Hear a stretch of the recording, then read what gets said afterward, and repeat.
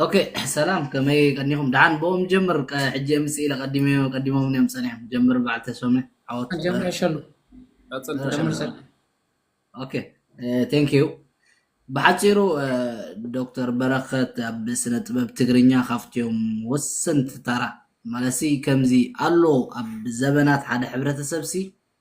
اب كل مداي حدا بقى مواصو خاب شجر زبقى ወይ ከም ተኣምር ትሪዮ ሓሰብት ሎ ሕጅብ ዝናይ ትግርኛ ፖለቲካው ተሓስባ ድዩ ቅርጽ ምትሓዝ ድዩ ብዚ ከም ዝሕግ እንዳባይና ናቶ ስሉስ ጎሮ ክስተስ ነምጾ ከም ዝመላግቦ ናይ ወለዶታት ኢና በዓል ኪዳን ክፍሉ ድዩ ገለ ነምጾም ኣብዚ ናይ ስነ ጥበብ ከዓ ከምኡሎ ሕጂ ናይ ትግርኛ ሓደ ካብቲ መለለይ ንብሎሲ ያሬድያው ዜማይ ድሕሪ ያሬድ እዚኦም ወለዶ ናይ በዓል በረኸት መንግስቲ ኣብዮም ተፈጥዮም በዓል ባርያ ድዮም ወድ ጎብሩ በረኸት መንግስት ኣብ ዘለውኻ ነዚ ትግርኛ ሲ ህይወት ካብ ዝፈጠሩሉ ስነ ጥበባውያን እዮም ሕጂ ኣቦና በረኸት መንግስት ኣብ ብዙሓት ኣለዉ ሕጂ ኣብ በዚ ፍላይ ኣብዚ እንዳ ህግደፍ ጩነት ስለዚ የለን ኣብዚ ኸ ሓደ ሓደ ከም ዝበዓል ሄኖክ ብጫ ይሰምዑ ነይረ ቅድም ኢለ ምስ ዘይተሓዝ ከተሓዝዎም ዝደልዩ ሓደ ኣቦና በረኸት መንግስት ኣብታ መጀመርያ ክትንፅር ዘለዋ እንታይ እዩ ነይሩ ናይ መን እዩ ነይሩ ንሕና ሕጂ ንዛረብ ዘለና አቦና ባህር በረኸት መንግስት ስነ ጥበባዊ ነይሩ ስነ ጥበባዊ ናይ መን ናይ ትግርኛ ናይ ኤርትራውነት ኣይኮነ ናይ ኤርትራዊ ኮነ ናይ ገለ ኤርትራው ዝባል ቋንቋ የለ ኤርትራው ዝባል ደርፊ የለ ኤርትራው ዝባል ባህሊ የለ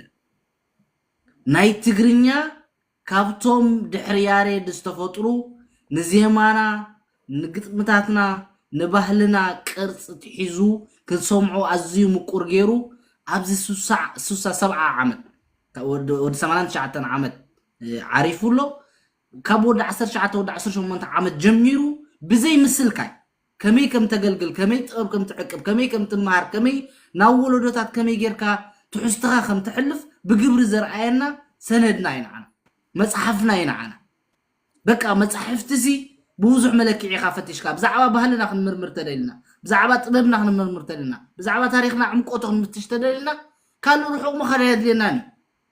ازي بقى ابزي زغلصكو عامتات 7 عامت استسرحه ناي برخت منግስት اب ጥበብ እንድሕራ ፈትሽካዮ ብዕምቆት ሓደ እንታይ ከም ዝነበርና አውሽጥ ጥበብ አሎ ኣብቲ ውሽጥ ጥበቡ ኸ ብዘይ ኩርኩሕ መንገዲ ደስ እንዳበለካ ባህታ እንዳሰማዓካ ትዝታ ክትብል ኩለኻ ትዝታ ኣቲኻ እንዳስተንተንካ ሓጎስ ክኸውን ከሎ እንዳሳዕሳዓካ ወን ዘምጽ ናይ ጎይላ ኣተሃራሩሙ ህርሞቱ ታሪክ ከሕልፍ ከሎ ደስ ይልካ ናብ ኣእምሮኻ ዝኣቱ ነገራት እንዳሃበ ዝሕልፍ ማህደሪ መጽሓፍ ስለዚ ናይ እዚ ትግርኛ በቃ ኣነ ሓንቲ ኢንተርቪው ሰምዓ ነይረ ብዛሕ ሓለፈ ሰይቲ ኪሮስ ኣለማዮ ኣብ ሞንጎ ኪሮስን ኣብ ሞንጎ ኣቦና በረኸት መንግስት ኣብ ዝነበረ ዝምድና ምስ ሞቶ ዘለዎ ገለ ሕጂ ናይ ትግርኛ ስነ ጥበብ ክንብል ከለና ኩሉ ሰብ ይረዳዩ دحر ابزي دحر كتنقفو يخم زياده انداسفحنا ينكيدينا كالي انتي زبرو لو ني دكتور برخت منغستاب كم حدا بوليتيكينيا وي مس هيغدف كتاسرو وي ابزي زنبره هيغدف زغبرو زنبره يتزاربن غليلم زي مسلخو بوزلو ناي برخت منغستا سراح طبب ابزي طبب كامي اوشت يغدف كوينو كيتا ماراسح ناي بحقي ود غبرون ناي دكتور برختن فولي زغبرو ኣብዙሽት ህግደፍ ኮይኖም ኤርትራውነት ኣብ ዝስራሓሉ አንጻር ትግርኛ ኩሉ ዓይነት ቃልሳ ኣብ ዝግበረሉ በቃ ከም በዓል ዶክተር በረኸት መንግስት ኣብ ገይሩ ዝተቃለሰ የለን ንባህሊ ትግርኛ ተቃሊሶም እዮም ምክንያቱ ሲ ኣብ ውሽጢ ይግደፍ ኮይንካ ናይ ብሓቂ ጥበብ ክትሰርሕ ናይ ብሓቂ ዛንታ ክትሰርሕ ናይ ብሓቂ ውሽጣዊ ስምዒትካ ክትሕልፍ ኣዝዩ ከቢድ እዩ ምክንያቱ ሓደ ካብኡ በዓል ኣቦና ተከወየነ መምሃራን እዮም ብዛዕባ ሓቀኛ ታሪኾም ክፅሕፉ ምስ ደልዩ ክንደይ መሰናክል ሕሊፎም ሓንቲ መፅሓፍ ክፅሕፉ እዚ ናይ በረኸት ዝሕለፎ ብውሽጡ ዘይዝረበሉ ምስቃንዙ ዝኸደ መዓት እዩ ምክንያቱ እንተነርክቦ ነርና ደቁ ከዞንቱ ዕድል ተንህቦ ነርና ብዙሕ ካብ ዝሰምዖ ዝሕለፎ ቃንዛም ነገርና ነይሩ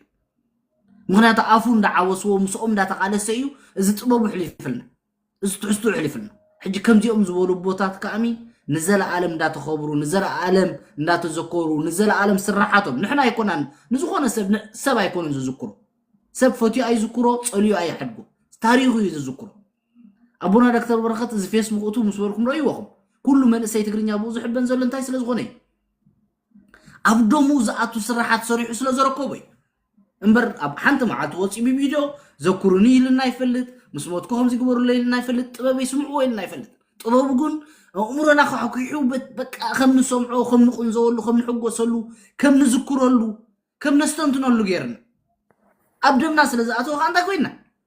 موتو كل من سي تغرينيا حزينو كله قالي بروفايلو خغبر قالي بزعبو خصحف قالي كبل كامي نموتو خمي غير يسنيل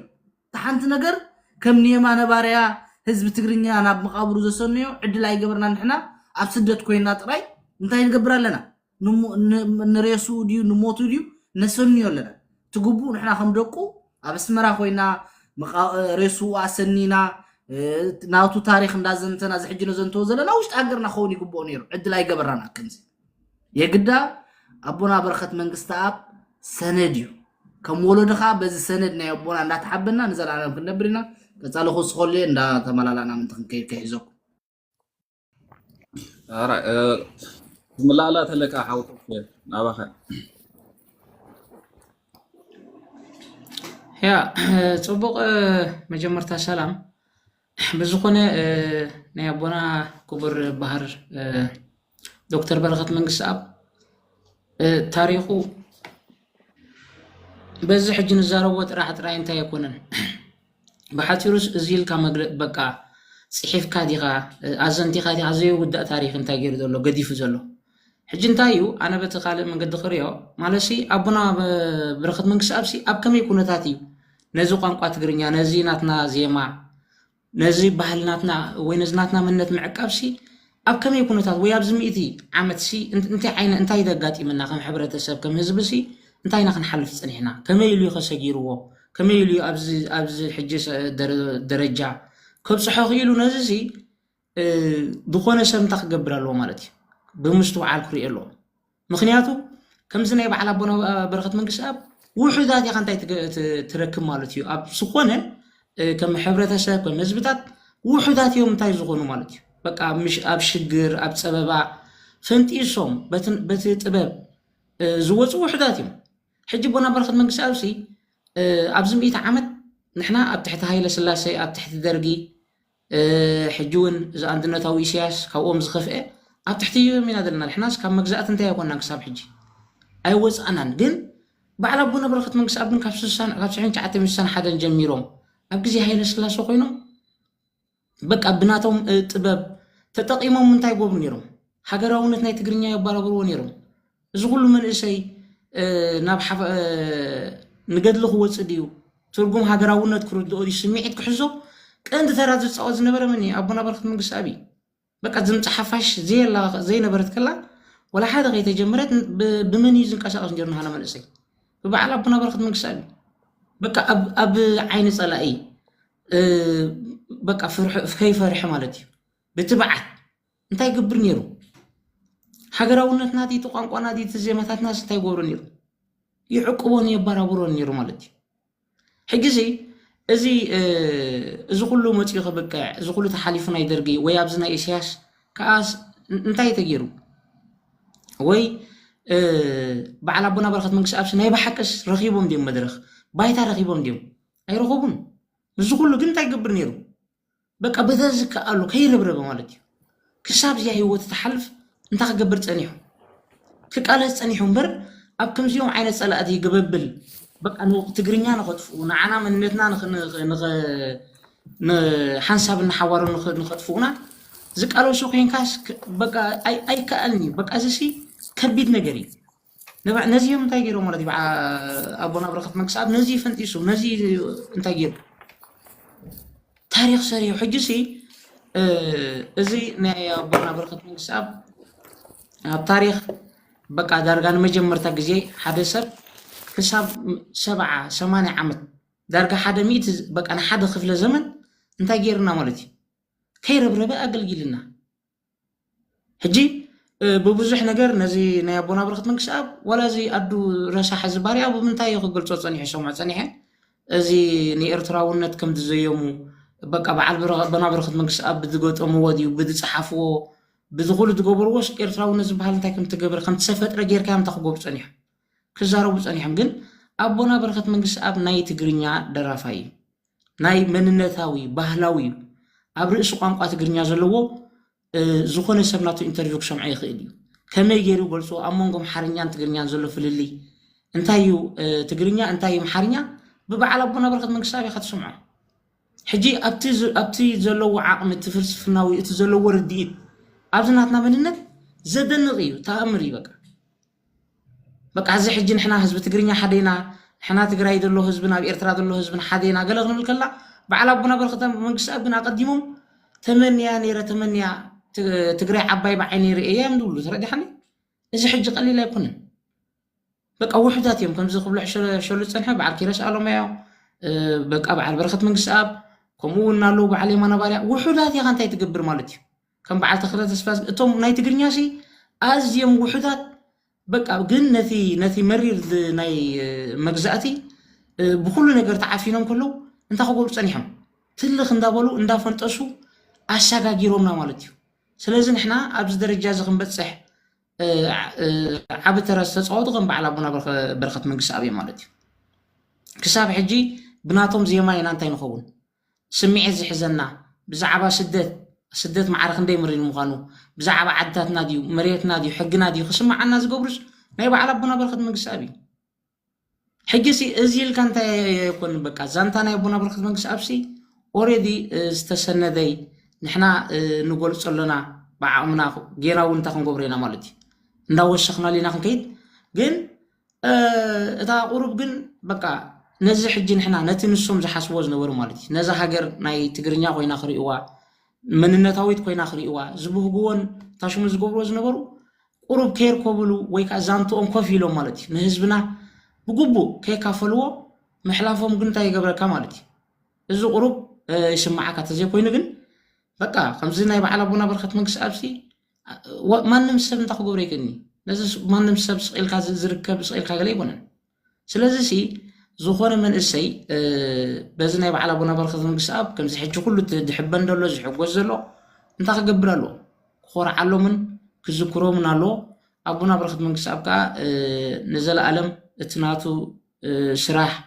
ዜማ ድዩ ኩሉ እዚ ናቱ ቅኒት ነበራ እዩ ንሓዋሪ እንታይ ክኸውን ማለት እዩ ከምዚ ኢሉ ክነብር ስለዚ ሲ እዚኦም ረሳሓት ግን ብፍላይ ዞም ናይ ህግደፍ ናይዚ አንድነታዊ ኢሳያስ እዚ ዝፅሕፍዎ ዘለዉ ከም በቃ ብብዙሕ መልክዕ እዮም ዘቕርቦ ዘለዉ ከም ፖለቲከኛ ከም ፍላስፋ ብሓፂሩስ ንሱስ እንታይ ምዃኑ ካድር ገለ ጌርካ ነዚ ናይ ሓሶት ናይ እዞም ካድራት ፈጢርዎም ዘሎ ከምኡ ጌርካ ከም እንታይ ክግበር ዝፍትን ዘሎ ኣብ ድኹኡ ታሽሙ ከም ዝነበሮ ጌርካ ክቐርብ ዝፍትን ዘሎ ኖ እሱ ይኮነን ኣቦና በረኸት መንግስቲ ኣብ ፍጥር ክብል ናይ ትግርኛ ተቃላሳይ ነይሩ ናይ ትግርኛ ስምዒት ናይ ትግርኛ ባህሊ ክቐፅል ዝሰርሕ ነይሩ ንኩሉ ከዓ ምስ ኩሉ ሽግራት ማለት እዩ ምስ ኩሉ ክፍኣት ኣብዚ ሃገር ዘይግበር ነገር የለን በዛ አንድነታዊ ኢሳያስ ነዚ ኩሉ ሰጊሩ ግን ኣብዚ ደረጃ ዘብፅሕዎ ኩርዒ ኢኻ ርእዩ ወይ ከዓ እዚ ንሕና ንገብሮ ዘለና እዚ ቃልሲ ናይ ትግርኛ ኣብ መፈፀምቱ ከም ዝበፅሐ ተሓጒሱ ኢኻ ማንታ ኮይኑ ዘሎ ማለት እዩ ካብዛ ምድሪ ተፈልዩ ዘሎ ስለዚ ሲ ናይ ኣቦና በረኸት መንግስቲ ኣብ ቀፃእቲ ታሪክናቱ በዚ ሕጂ ሕዝንያ ዘለና ፅራሕ ዝውዳእ ኣይኮነን ጌና እንታይ ክህልወይ ማለት እዩ ናቱስ ፍሉይ ዝኾነ ናቱ ብፍሉይ ዛንታ ናቱ ዝትርኽ ፍሉይ ዝኾነ ላይብረሪ ፍሉይ ዝኾነ እንታይ ክህሉ ስለዚ እዛ ኩላ ሕጂ ናቱ ክስታይ ብዙሕ ኩላ ቆናጭል ኣብዚ ከተኽፍኦ ድያ ከተፀልሞ ድያ ኩሉ ትፅንሐት ንሕና ኢና እንታይ ጌርና ንሕና ኢና መፂና ነዚ ናይዚ ሃገራዊ ሓማሴና ብፍላይ ነዚ ማእከልነት ሃገራ ሓማሴን ነዞም ወሰንቲ ዝኾኑ ኣቦታትና ብብዙሕ እንታይ ክግበሩ ፀኒሖም ታርጌት ክኾኑ ፀኒሖም መፂና ግን እንታይ ጌርና ሕጂ ኩሉ ነገር ተቐይሩ ፅቡቕ ነገር ከዓ ኩሉ ትግርኛ እንታይ ይገብር ኣሎ ማለት እዩ ክሕበነሉን ክኮርዓሉን ይጅምር ኣሎ ስለዚ እሱ እቲ ናትና ድሌት ዝኾነ ሰብ ግን ነቦና በረኸት መንግስቲ ኣብ ምስዚ ናይ ኤርትራውነት ዶ ናይ ኤርትራ ዶ ናይ ገለ ዶ ኢሉ ከይተኣሳስሮ ኣቦና በረኸት መንግስቲ ኣብ ናይ ትግርኛይ ከምታ ናይ ትግርኛ ኮይኑ ዝጀመረ ከዓ ናይ ትግርኛ ኮይኑ እንታይ ኮይኑ ኣሎ ማለት እዩ ወዲ እዋል ክብለካ ዓወት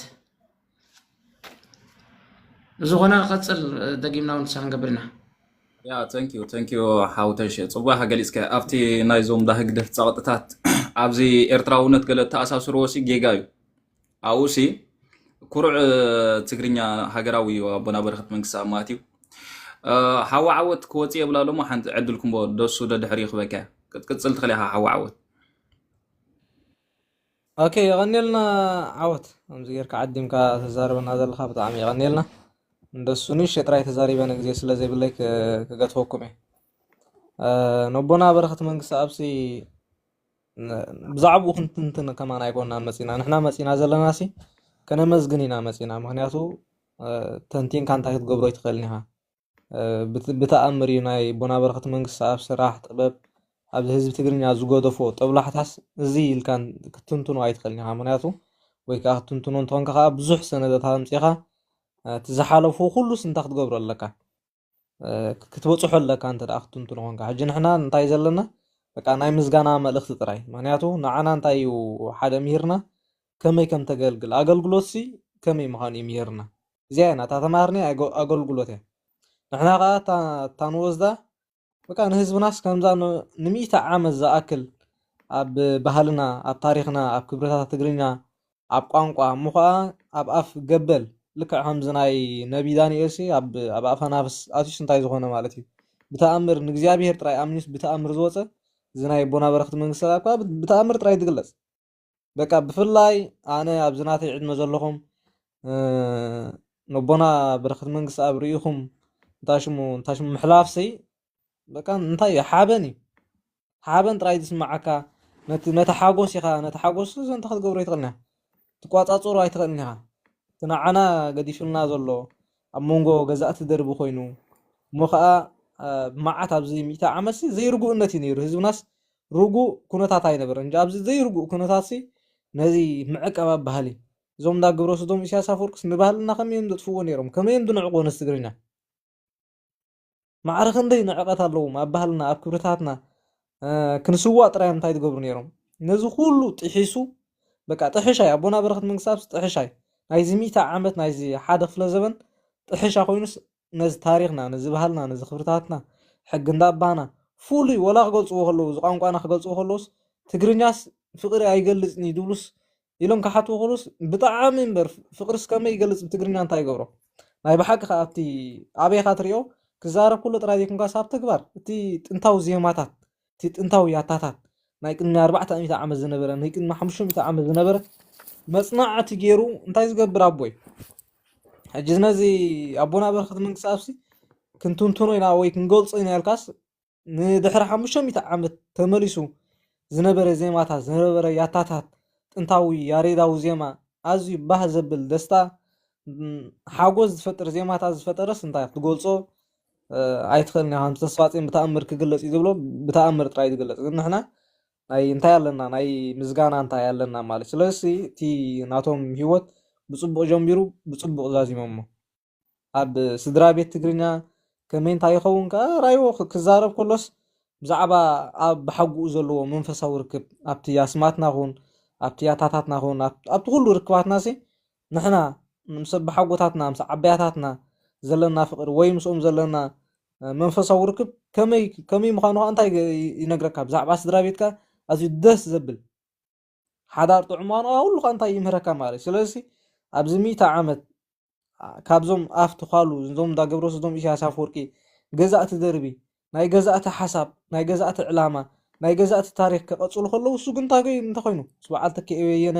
ሕሸሉ ክገልፆ ኮይኑ ኩሎም በዓል ወዲ ገብሩ كلهم مسوم كلهم سنتاي كوينو التاريخ هاجرناس تخلعو حابن تجرينا إذا ما نسيك أنت هيك جبري كله جزء ندات الذكرى إذا برزولو سلس مويتو خطو لا يتخلنيها مويتو تبلوس كم يدولي أجي جبروس دما إشياء سافركم مويتو الله منياتو التاريخ هاجرناس حد الرموس ناي جبروس دوم بقى لباسي بامبر ناي قلعو جبروس دوم سلس غونس لباس بتانتي أجيهم إلكاس نتاعي تقبرون يخا ربنا برخت من قصابسي أبهم من قلبن حزبنا من سينا خاب فولي كان تاعي كوين لو توغيرو قصلي أي رسعني بزي أنا نتاعي كبراز دل عدلنا تاعتنا بحث ورس عدلنا تاعتنا إيه خبز دلي أنا اللي ندسو عدل هبه أوكي ثانك يو حوا عوتي أنا نتوب نقلتي ያ ቴንክ ዩ ዓወታ ብጣዕሚ ቴንክ ዩ ብጣዕሚ ፅቡቅ አይ ቲንክ ንእሽተይ ኣርቲክል ኣላ ብዚኣ ክንብባ ዶ ግዜ ኣለካ ድዩ ዓወታ ዋላ ሓፅረካ እዩ ኣለኒ እምበር ዳሓና ንብባ ያ እምበረይ ታሪክ ሂወት ሃገራዊ መምህር ኣቦ ተጋዳላይ ፀሓፋይ ኩሉ መምህር ባህር ስነ ጥበባዊ ታሪክ ሂወቱ ብሕፅር ዝበለ ከምበ ማለት እዩ ታሪክ ሂወት መምህር ኣቦን ፀሓፍን ተጋዳላይን ባህር በረኸት መንግስቲ ኣብ ድሕረ ባይትኡ ዘሕብን ዘኹርዕን እዩ ኣብ 1938 ኣብ ሃዘጋ ደቅተሽም ሕምብርቲ ሃገር ሓማስን ኣብዚ ሕጂ ኤርትራ ዝበሃል ዘሎ ተወሊዱ ኣብዩ ንእስነቱ ኣብ ሕርሻ ድሕረ ባይታ ዘለዎም ስድራ ተወሊዱ ብፃዕሩን ዘይነፅፍ ርእሰ ምትእምማኑን ትምህርትን ጉስነትን ሙዚቃን ንቕሓትን ብፅፍሩ ሓርኮትኮት ብምባል ኩቱር ድሌትን ኣብ ድሌትካ ዘለካ ዘይንቕንቕ ምትእምማን ዘንቆሎ ድሌታቱ ክውን ንምግባር ሀ ኢሉ ዝጀመረ በዓል ዘይንቕንቕ ድሌትን ባህግን ባዕሉን በይኑን ተበጊሱ ሃገርን ህዝብን ክውክል ዝኸኣለ ኣብነታውን ኣማናይን እሙንን ወዲ እሙናትን እዩ ማለት ንባዕሉ ድማ ባህላዊ መሳርሒ ስልኪ ክራር ይመሃርን ይምህርን በቂዑን ጀሚሩን ማለት ብ1961 ናብ ኣዲስ ኣበባ ከይዱ ምስ ኦርቴክስ ቲያትር ሃይለ ስላሴ ዝበሃሉ ውጅለ ባህሊ ተፀምቢሩ ንልዕሊ 10 ዓመታት ምስኦም ተወዳዲሩን ምርኢት ኣቕሪቡን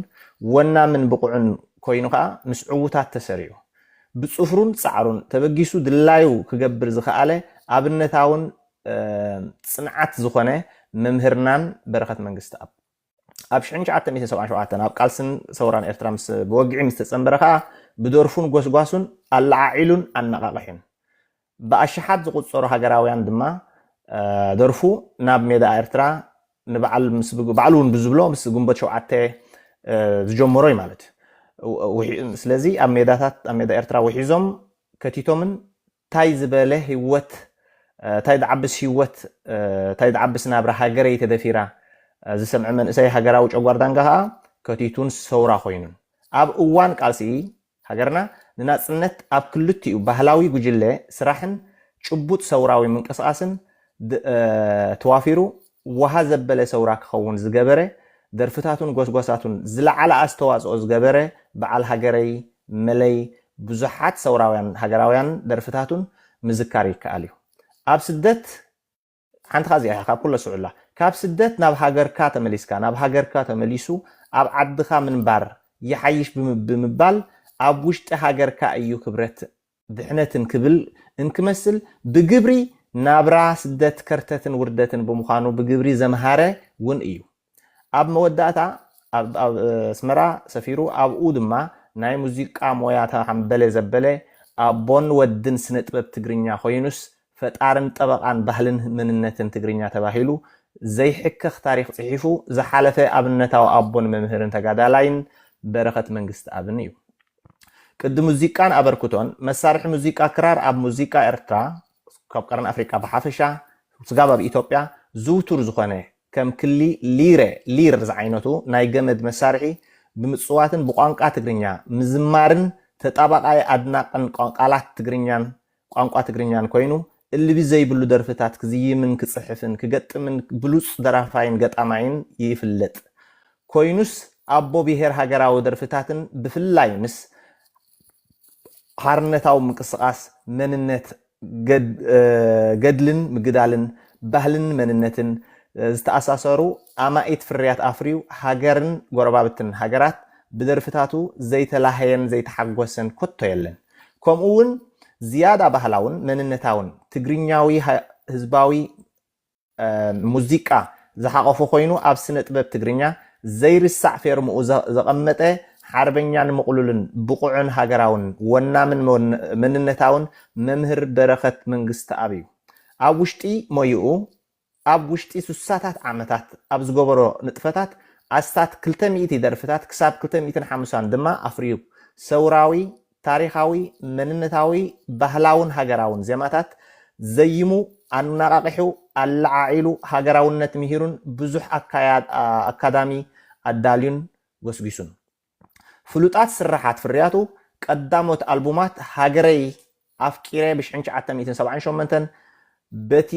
بتحت جزانا 1979 بابوري 1980 ملي نحنا هاجر كالوت بأمايز قصور درفتات زيماتات بزي كأتي غوسغوساتون تمرتون اللي بزي بلو سرحات أفريو كل سرحاتو دما زنقاقح هاجراونت زلعل حبو تسفا صنعات سنمنكاس تبعات هاجراونتن مننتن بهلن بزحات عمقوت زلوهم بأتاتات يركبوهم كاب شحن شعات ميتين سان حدا كاب شحن شعات ميتين سبعة أربعة زنبر أوان يشوفونه نايم خابن موددابن من نقاحن عتاقن بزحات ألبومات أون اللويم درفتاتو نابنت بريه جيسا شحن شعات ميتين سبعة حدا كدي دمصون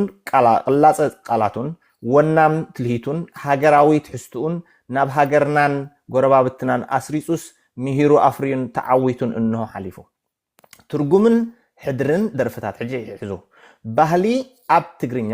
ዘመናዊ ሙዚቃ ብፍላይ ድማ ምስ ፖለቲካዊ ማሕበራዊ ህዝባዊ ሰውራዊ ታሪኻውን መንነታውን ቃልስታትን እናተዋፈረ ባህላዊ መሳርሒታት ህዝባዊ ደርፍን ድልድል ብምግባር ዘይሕከኽ ታሪኽን ዘኹርዕ ሓድግታትን ምሂሩ ገድልን ምግዳልን ውድብን ውደባን ቃልስን ምቅላስን ጻዕርን ዓወትን حبون نحن هاجرن هاجراونتن بعل ممهر بركة كم كل في سب كنعتقون كنسونقون زغبرو حربنيان تقادلاين مرحن ممهرن ابنتن ودو ابون هذا ممهر بركة منجست اب دمايو مس قدلي او ارتراون زلو تساتفنت مس حرنت ناصانت مس كبرتات العلاونت مس قدلن سوران مس مختن صنعتن زتأساسرو أمرات نتعذبت زقربا مرئيتاتن موزيقى تراي زي كونس بهلاوي تقالاساين مننتاو مراحن حربنيا أبون مخانون زملكت إيو نوح عدميو أب شنش عتميتن سوساتات زجمرن أب دحروت سوسان حمشتن عامتات كساب حجي نطف كوينو مصنحون كابتي أب عدميو كبابي سوسا عامتات كبابي 8 عامتات أب أقولجلوتن صراحة صعرن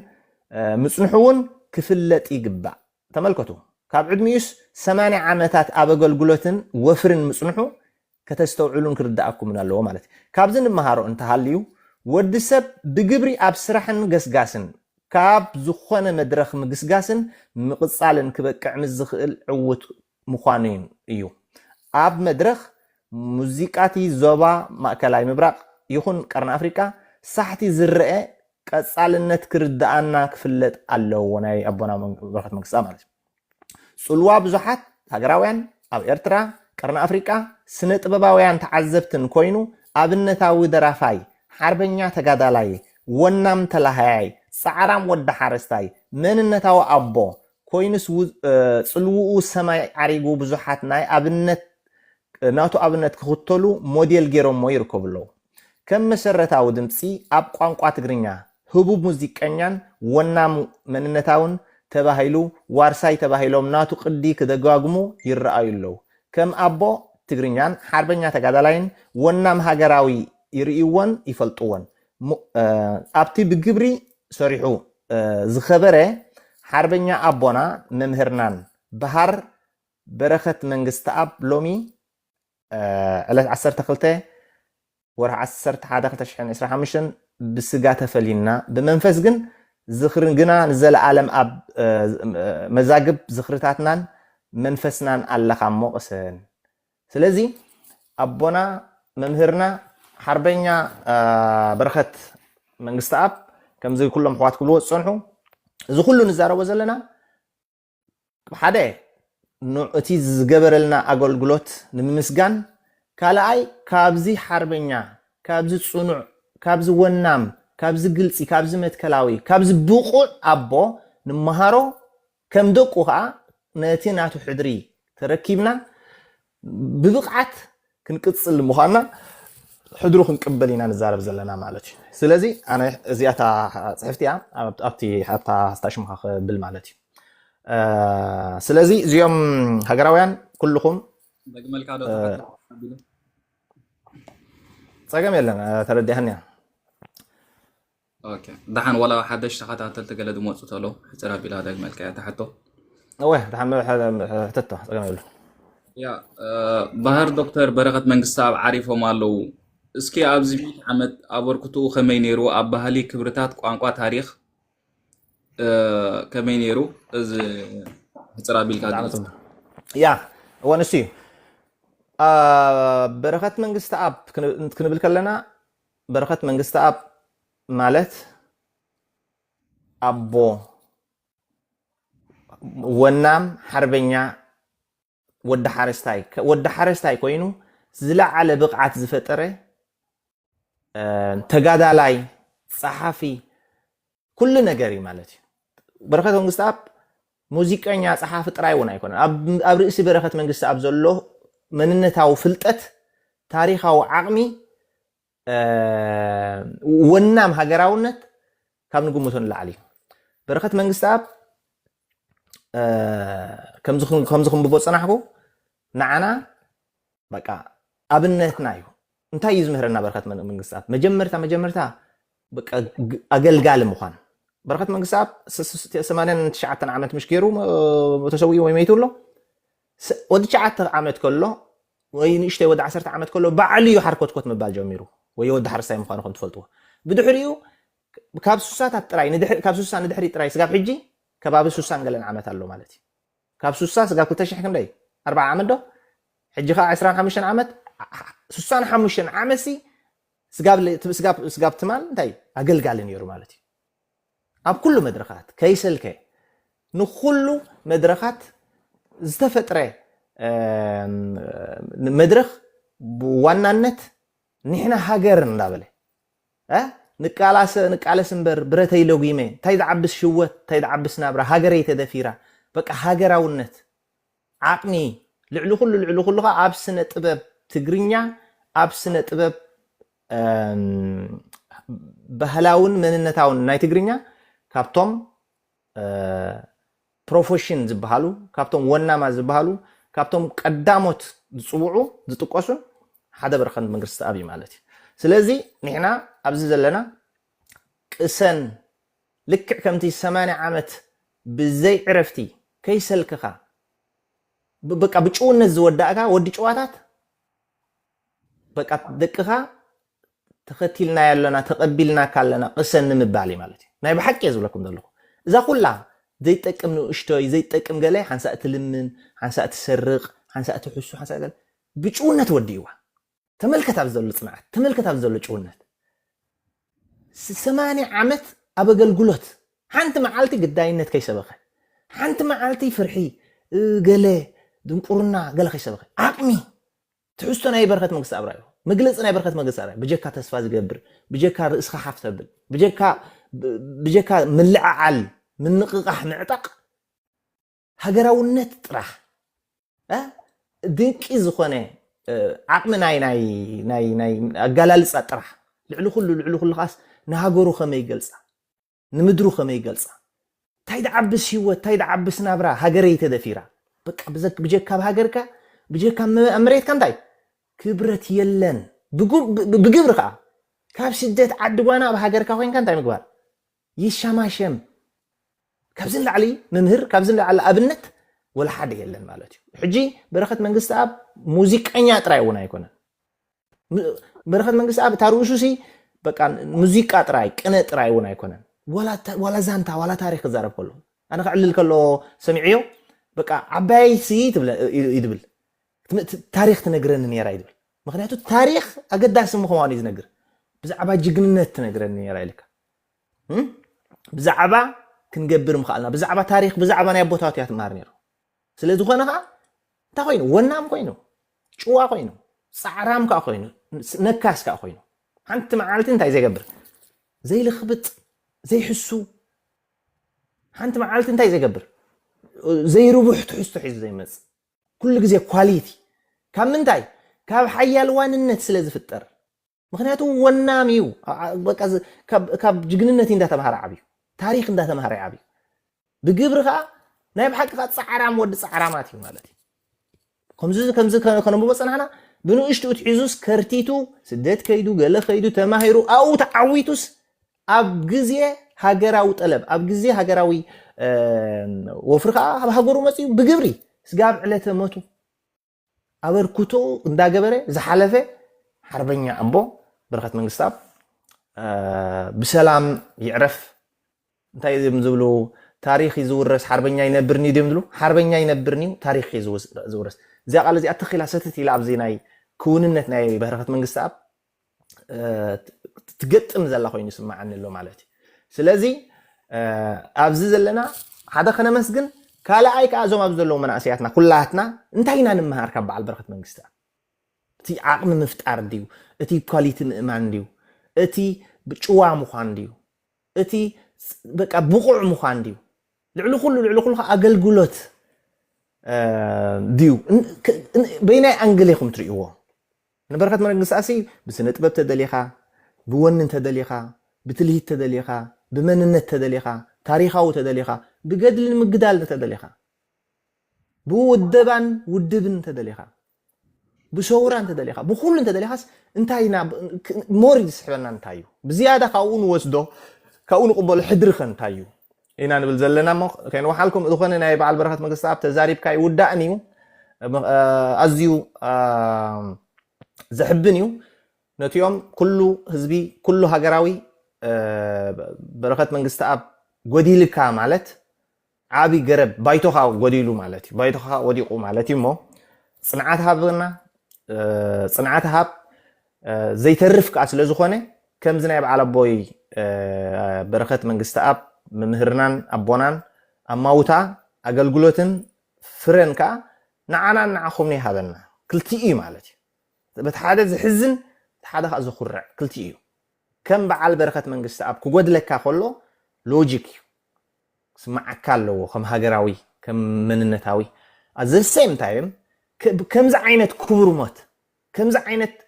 جيجننت كتنبر كلها حارنت كنموت كلنا بجيجننت نبلع زي مالتي بقى نبر كلنا حارا أقلقالي تقالاساي بقى بقع كتموت كلها ولا بعلو دوري فنيري تتسوأكو بخبرت يزبل مالتي سلازي صنعتها بنا نعوخا مسبوطات يعقوب إساق أبراهام أفتح زيت حلف جنته ينبره بركة من قصاب برقص أينا خلينا نقرأكم حجي فكم سبعال صهيتو براخي مسبعال يعقوب مسبعال إساق إيوبت مخنات أقل جيلي سوسانجلن عمت زجل جلسب قليل نجار كي مسلكم بق أقدل مالتك مسوعة مالتك بق أقل قلوت مالتي ترديك سلزي لعلو كلها كندي سبات يحبسو كندي سبات مهيرو كندي سبات هنقحو كندي سبات قريبو أبا هاي لا سمعني رعنتوي مجمرتا غزي مساو خد تسرحي الوسيد واس حمشا بري هبني ياتبل حمشا قرشي هبني ياتبل نعي حمشا شخويني درعني ياتبل حجر تملكتو نت حمشا ما هب قال طراي يكون اب مدرخ مسحاب زو دباي نعي سرحي نعي عقم غبري يلا مالت كم زحجن غبر زلنا من نقحن مود دابد مالتي حجين بعل ابا هاي لا وصيت ناي بركت كوين راه اخ نزبق حد زلوا وصيت ناي بعل بركت سلازخنا بمطونو انت كوين كندو زاكل بقعد غير مالتي سلازي تا يخبل دلي سو اغلغلوتي مالتي حجي بعل ابابا وصيت ناي ميد ان بركتين مالتي سلازي افريو نحنا فا دقو انتي نبلالنا اتناتو چونت اتناتو هاغراونت اتناتو intentions نبر هاغراونت انتناتو نبر نايمننت رايوت تاريخ ولا تاريخ معرخ ندي قداس مخانو اف تاريخ كا تمسريت كا مخات معرخ ندي قداس مخانوس بعلون زاربوي مالت سلازي ناي بحقي نتناتو فلطت قسيمنا يينا نتناي بحقي نتناتو دليت تقبلنا كلنا قسن ناي بحقي قسن نبلو ناي بحقي كا امونات كنكون لنا امونات لكي خمزو ناي سماعتات عوتنا حفاشي لهم انا خلفي توم زلو دقي توم زلو حزبي كن انت يكون يتعوتو كقصلو ويم كايلوم ناي بحقي زامننا نحنا خليك نتو يوم زحلفو دلو ابوتاتنا نتوم زسو زلو سماعتاتنا ناي بحقي تكون لنا ناي بحقي امونات كنكون لنا مالتي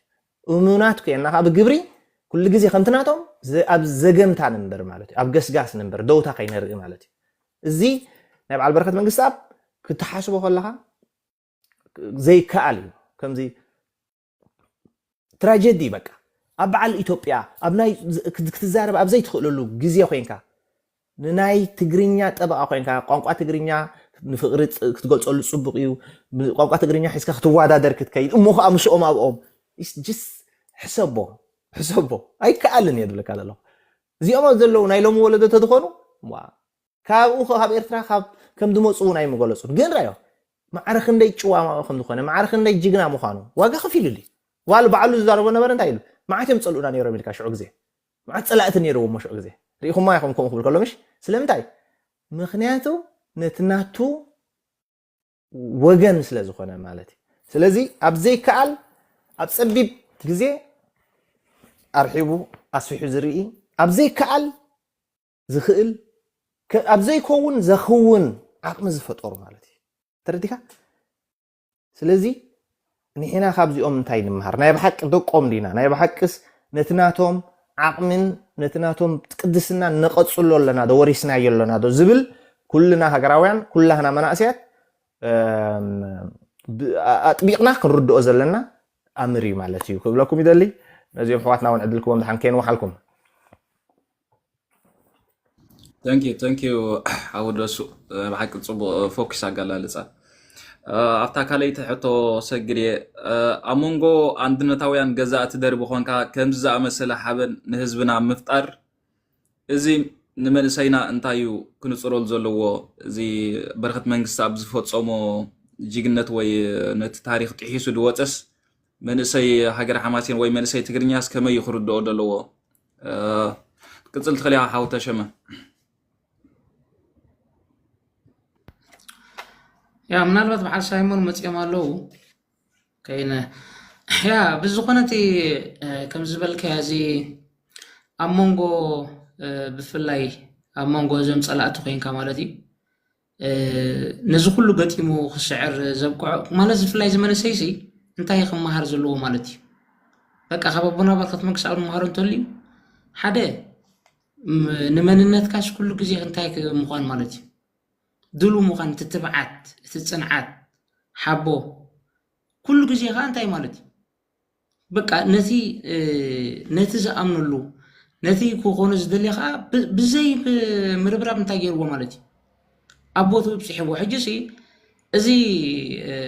زحلفو قليل يكونن اب تحت هاي لسلاس خوينكا وي اب تحت دربو خوينكا بزعبا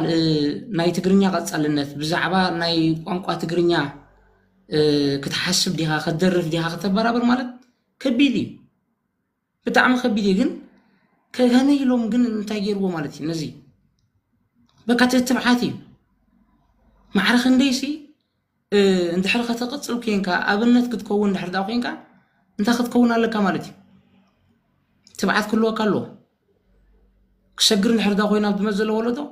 وانت خد واقع خفل له نزخ انت غيرو مالتي بعلى بنا برخ نكسب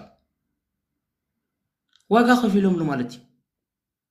جن اثي تقدقن بالتفالالي مالختي بقى انا تهزبنا بزردو نالبات أمحراديو نقول أنت يا بونن كرك بجبو خردو ما يكني جن نهدي تقرني عن بفلا وده حارس سايس زغنة أنت هاللوش تقرني عن كم ده حسب تغري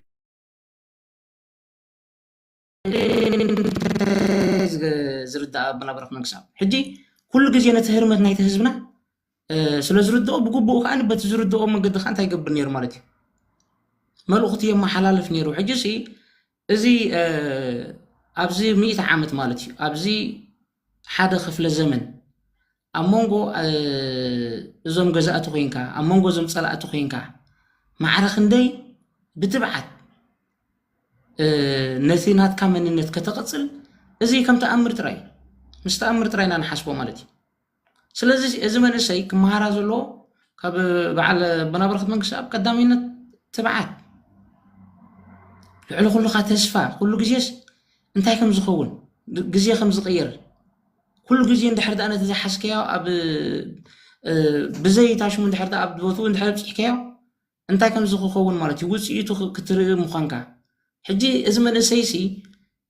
كمهارو زلو وزي نزخا بقبو انت كنغبر لنا مالتي كنورشل لنا جميرنا لنا نحنا حجي وصيت الشمس نحنا منتنا تنقبزلنا በቃ ሁሉ ጊዜ ደርፍና ይባጋ በረከት መንግስት አብ እንዳሰማዕና ኢና እንታይ ንግብር ዓድና ንናፍቕ መሬትና ንናፍቕ ምክንያቱ ሁሉ ሲ እንታይ ምስ መሬትና ዝተኣሳሰር እዩ ምስቲ ዝዓብናሉ ንዕኡ እንታይ ዝገብሮ ንዕኡ እንታይ ዝገልጾ ማለት እዩ ሕጊስ ወላ ንዓና ሞተር ኮይኑ ዘንቀሳቀሰና ዘሎ ኣብ መንፈስና ድዩ ኣብ ተሓሳስበና ደርፍና ይባዓል ኣቡና በረከት መንግስት አብ እዩ ሎሚ እኮ ካልእ እንታይ ኣሎ ዝኾነ እኮ የለን ብዛዕባ በረኻ ናይ ዓድታትና ድዩ ባህልና ድዩ ዘዘክረናስ በረከት መንግስት አብ እዩ ሕጊዚ እዚ ንዓና በቃ ብፍላይ ዝመንእሰይ ኩርድኦ ዘሎ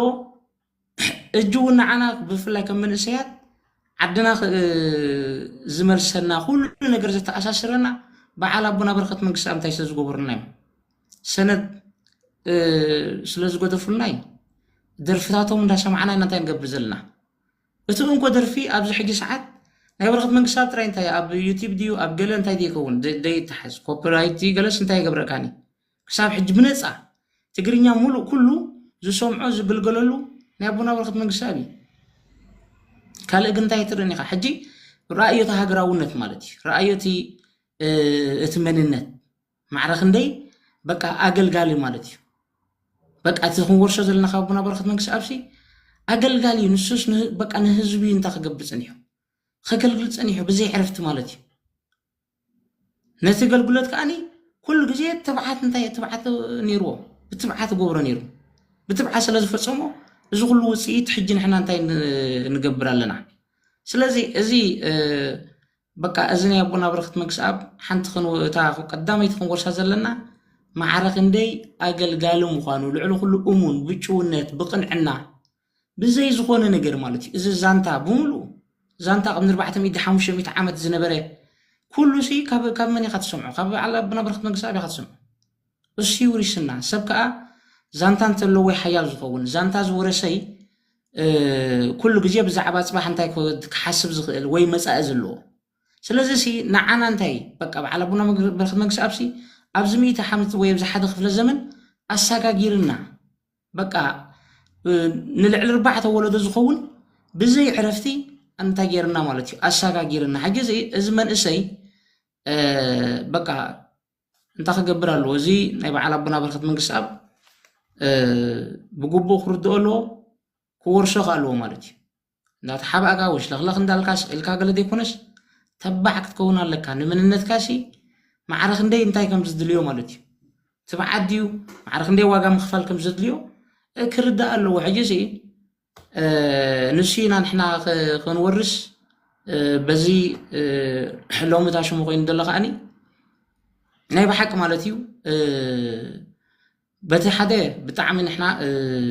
ክስታይ ገውነካ ማለት እዩ እዚ ብፍላይ እዚ ናይ እዚ ትግርኛ ወይ ዝናትና ኣብ መፈፀምቱ በፂሑ ብግቡእ ኣተዓዲ ኮይኑ ማለት እዩ ከም ኮፍ ኢሉ ከቢሩ ዘዘንትወሉ ድዩ ፉል በቃ ኣብ ውሽጡ እውን ብዙሕ ታሪክ ዓቂሩ እንታይ ኮይኑ ዘሎ ሓሊፉ ዘሎ ነዚ ከሳጋ ዘይምስግጋር ወይ ነዚ ዘይ ምፅንሑ ማለት እዩ ቁሩብ እንታይ ንኸውን ንሓዝን በታ ሓደ ወገን ከዓ ኣዝና በቃ እኹል ታሪክ ንዘለኣለም ዝኸይድ ስለ ዝገደፈልና ከዓ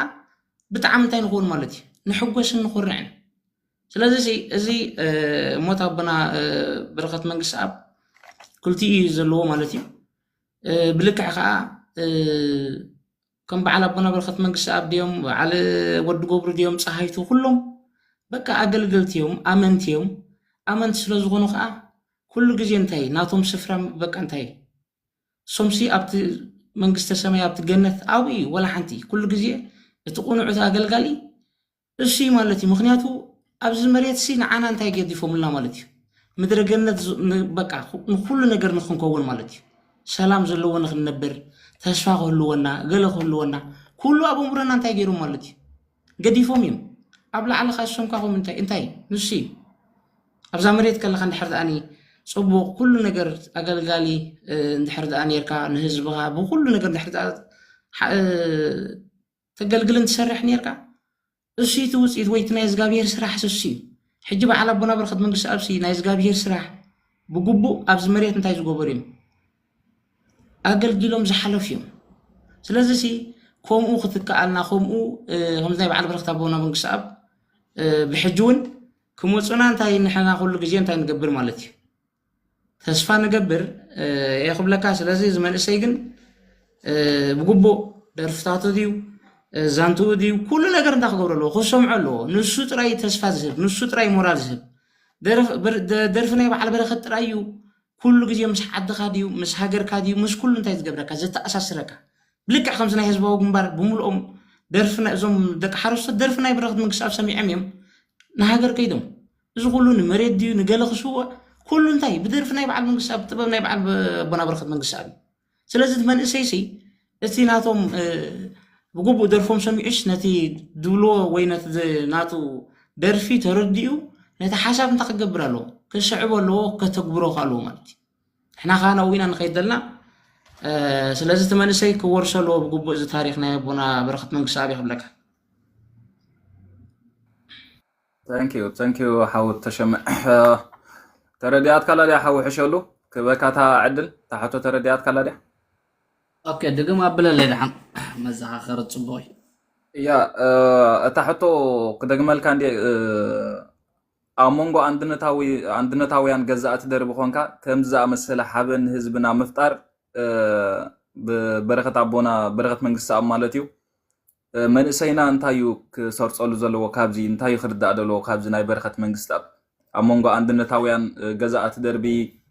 ሰረቕቲ ኮንካ ከምዚ ዓይነት ታሪክን ዝሕብን ታሪክ ምፍፃም ያ ሕጂ ዓወት ፅቡቕቲ ሕቶ እያ እዚ ሕጂ ዘሎ ናይ አንድነታዊ ግብረ ሰዶም ኢሳያስ ኣፈወርቅን ስድራ ቤቱን ስርዓት ጥራይ ኮናን ክንርኢ ዘለና ዶክተር በረኸት ኣበይ ናይ መድረኽን ውፅኢት ናይ መን እዩ ክንርድኦ ኣለና በቃ ብሰፊሑ ናይ ዶክተር በረኸት ሌጋሲ ክንርዳእ ንሕር ኮይና በዓል ዶክተር በረኸት ናይቲ ናይ 50ታት ዝነበረ ብፍላይ ከዓ ድሕሪ 58 57 ዝነበረ ናይ በዓል ማሕበር 7 ምንቅስቓስ እቲ ትሕቶ ፖለቲካዊ ሕቶቲ ንሳቶም ናብ ስነ ጥበብ ዝወፍርሉ ዝነበሩ ፖለቲካዊ ሕቶስ እንታይ እዩ ነይሩ ሃይለ ስላሴ ነዚ ናይ ፌደሬሽን ዝብል ዝነበረ ስምምዕ ኣፍሪሱ ቋንቋና ምስ ደምሰሶ ባህልና ምስ ደምሰሶ ስርዓትና ምስ ደምሰሶ ዝተበገሰ ቃልሲ ናይ ሽዑ ወለዶ እዮም ናይ ሽዑ መንእሰያት እዮም ሕጂ ብግስ ክብሉ ከለዉ እቶም ኤሊት እቶም ፖለቲከኛታት በቲ ፖለቲካዊ መንገዲ ክብገሱ ከለዉ በዓል ኣቦና በረኸትካ ብጥበብ መንገዲ ኩሉ ቃልሶም ነና እዩ ነይሩ ነቲ ባህሎም ነቲ ስርዓቶም ነቲ ሕጎም ነቲ ድሕሪ ባይቶም ነቲ ታሪኾም በብናቶም ሞያ ምዝንታው ነይሩ እቲኦም ኤሊት ከም በዓል ኪዳነ ክፍሉ ትኮሕደጎ ገለ ውዳበ እንዳፈጠሩ ገለ እንዳፈጠሩ ናይ ለስላሴ ቃልስዎ ነይሩ በዓል ኣቦና በረኸት መንግስቲ ኣብካ እዚ ቋንቋ እዚ ዝነሽሓት ዓመታት እንዳተቃለስና ፅናሕና ቋንቋስ ኣይጠፍን ይባና በፅሒለንካ ብጥበብ ገይሮም እንታይ ገብርዎ ነይሩ እሱ ንድዎ ነይሮም يحلو فوت رأي يكون نيرو نتمنى زي كم زكال استراح يكون جبرو نيرو السنو دخان نيرو مناتو بعدا وقانق أنت ماتيو نقانق حاصل زبروزو نت بعدا وقانق تقالسو نتقانق خا ببرة رأيك تقالسو يتخلنا تزخف قالسي بهلا وراري حجك أو جميرو ميمي إتي عامي دليبهم أما أكل سلاي خوانك بكا تانكي بلكا ناي بهلتك عليه بلكا قاصرو منجستي بلكا تقاصرو باجتي بلكا وش صلاة خونكا أزيو طبب بزمول من قد جركا كبي جركا بحلقة تعقب يجير تخالسي حجز حالفنا يا 3 عامنا ناس إنك بفلاك أزين دحرقة تشع زنبرة أساس مولو سلطان مسحازة زنبرة مكرات راح يكون لنا مع الدكتور بركات كم بدو زلنا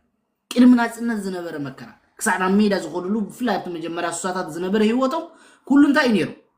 زح حجز لا سرعة أندنتن هاي لسلاسين ولا حنت زفل يومهم كلهم تصير تاريخنا تصير قوانقنا تصير بحلنا تصير سرعتنا تصير حق ندابنا تصير استقرينيا حجنا زيهم يقالوا سنيرو كاب مجموري كاود 10 عامات كوينسي نزن دا تقالس نزن زانتا نتزانتا خاب صدرو ندا سمعي نعوها بطبب غيرو الناس ندز مصبوي حجي زمن ساعات انا حنتي قدم زادناتي مودا حصرا بلا خودا كلاب وازدلي كنستوعلان كل غزي من ساعات اندحر قانقوا ባህልኻ ጥበብካ ስነ ጥበብካ ጠፊዩ ከም ሕብረተሰብ ተጠቅቱ ላይ ተኸልና ሕጂ ብዙሓት ኣለዉ ሰረቕቲ ብፍላይ ዞም ጀበርቲ ዞም ኮቴሊ ክዘም ገለ መፅኦም ገሊኦም ሕጂ ኣብዚ ብጫ ዝበሃል ናይ እዚ ኤርፒኤምዲ ገለ ዝበሃል ኣሎ ሰምዖ ፀኒሓ አንተ በይ ንዶክተር በረኸትሲ ከም ሓደ ስልጣን ሒዙ ዘሎ ከም ሓደ ፖሊስ ሜከር ናይ ሃገር ዝመርሕ ዘሎ ገይሩ ይኸሶ ነይሩ የፅልሞ ነይሩ ህግደ ዋላ ብ03 ني برخت منقص أبزي تصلم وين تني بحق صراحة ناتخيب إذا من قصاص مسيو بقى أي حد تصلي ما فلاليو من خبرالو من خبر يقولون جبت المرتع الناس أنا سلم نقال عزوز أنا حجي تريوز لكم زبولو قال لي علي تاوز نبري قال لي دكتور برخت بعلي زريو نبري قال لي نبري كلها كمبو تقبل الصحفة اللي زول حجي نحن خندي كاسي نحن شو من دعمت كاسي بس كنا يزبطنا كده ممكن تاينيرون فطين كابي موسي كنت منشو كاب زمهرت كاب عزمهرت يوهانس يمسي كابتن بحلاو قدا مهنياتو تين أو زولو بقى بعلامة نتقرنيا نمسلاتي يسرحا بإرترا إسياس زي أو زولو إسياس نزوم ساعتون نتقرنيا نمسلات ببلان مسوحو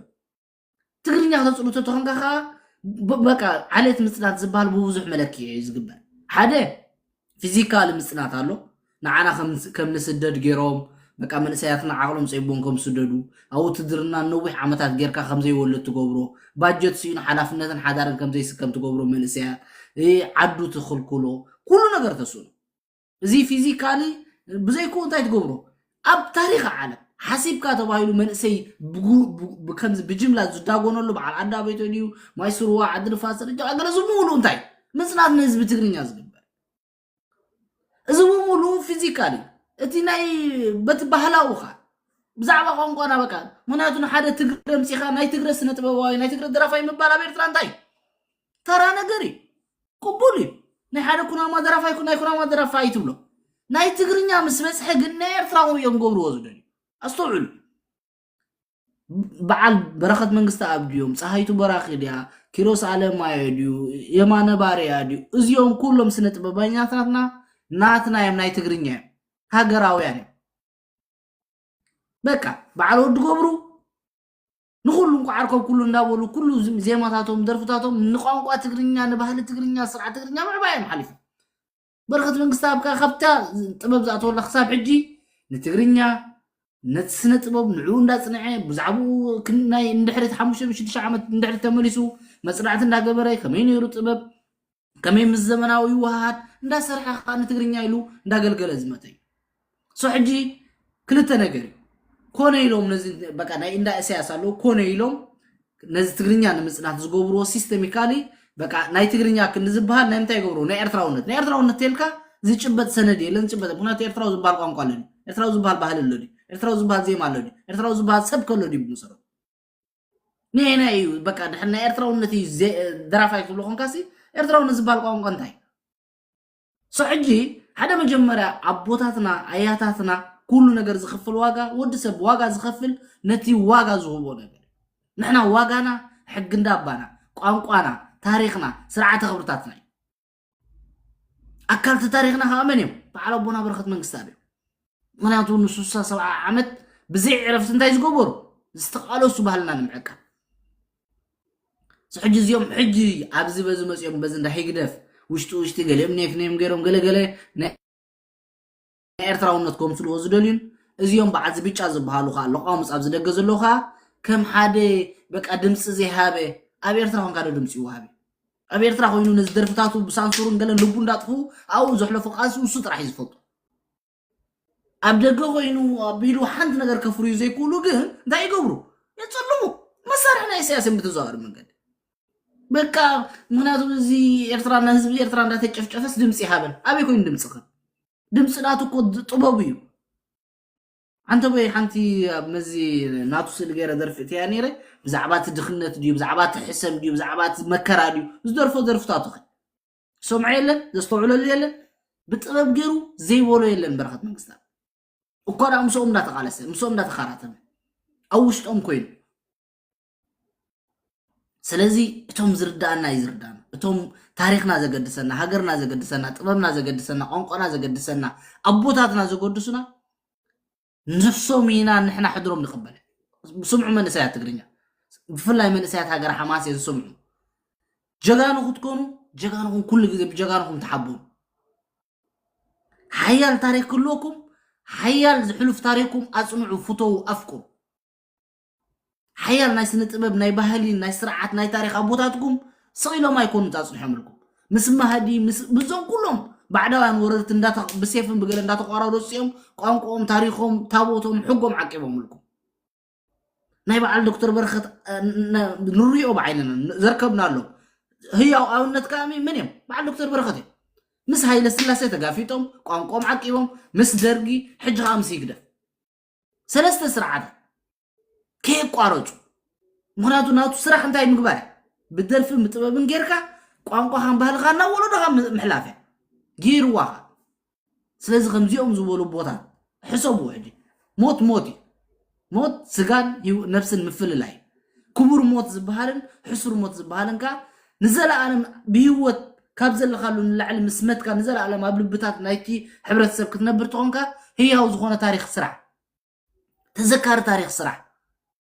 በታናትካ ሞያ በታናትካ ዓቕሚ ዶክተር በረኸት ንዝክሮ ዘለና ህያው ዝኾነ ታሪክ ስለ ዝሰርሐ ንዘለኣለም ካ እንዳዘከርና ይኹን ነብር ኢና የማነ ባርያ ካብ ዝመውት ክንደይ ገይሩ ክሳብ ሕጂ የማነ ባርያ ዘይዝክር የለን ፀሓይቱ በረኻ ካብ ዝመውት ክንደይ ገይራ ኩሎም እዞም ቀደም ዝሞቱ ቦታትና እዚኦም ጀጋኑና እዚኦም ብፖለቲካሊ ኤሊትናትና በዓል ሃብተ ስሉስ ገረኹ ውስተት ቅድሚ 600 ዓመት ዝነበሩ እዮም ኣይንፈልጦም ከም ወለዶ ሕጎም ታሪኾም ግን ንዓና ዝኸውን ስለ ዝኾነ ንዝክሮም ኣለና ስሕጂ እንታይ ንሕና ንዝኾነ ይኹን ንዝክሮ ንኽብሮ እንታይ ክንከብር ስለ ንደሊ ክብረትና ውሽጦም ስለ ዘሎ ክብረትና ብስርሖም ስለ ዘሎ ክብረትና ብጥበቦም ስለ ዘሎ ኩሉ ነገሮም ምስኦምን ንሕናን ትመፃወሉን ዝተኣሳሰርና ስለ ዝኾነ ስለዚ እዚ ናይ በዓል ኣቦና በረኸት መንግስቲ ኣብ ሰዓታት ተዛሪብካ ይውዳእን እዩ መዓት ሕዝቶይ ክንጥንቀቐላ ዘለና ግን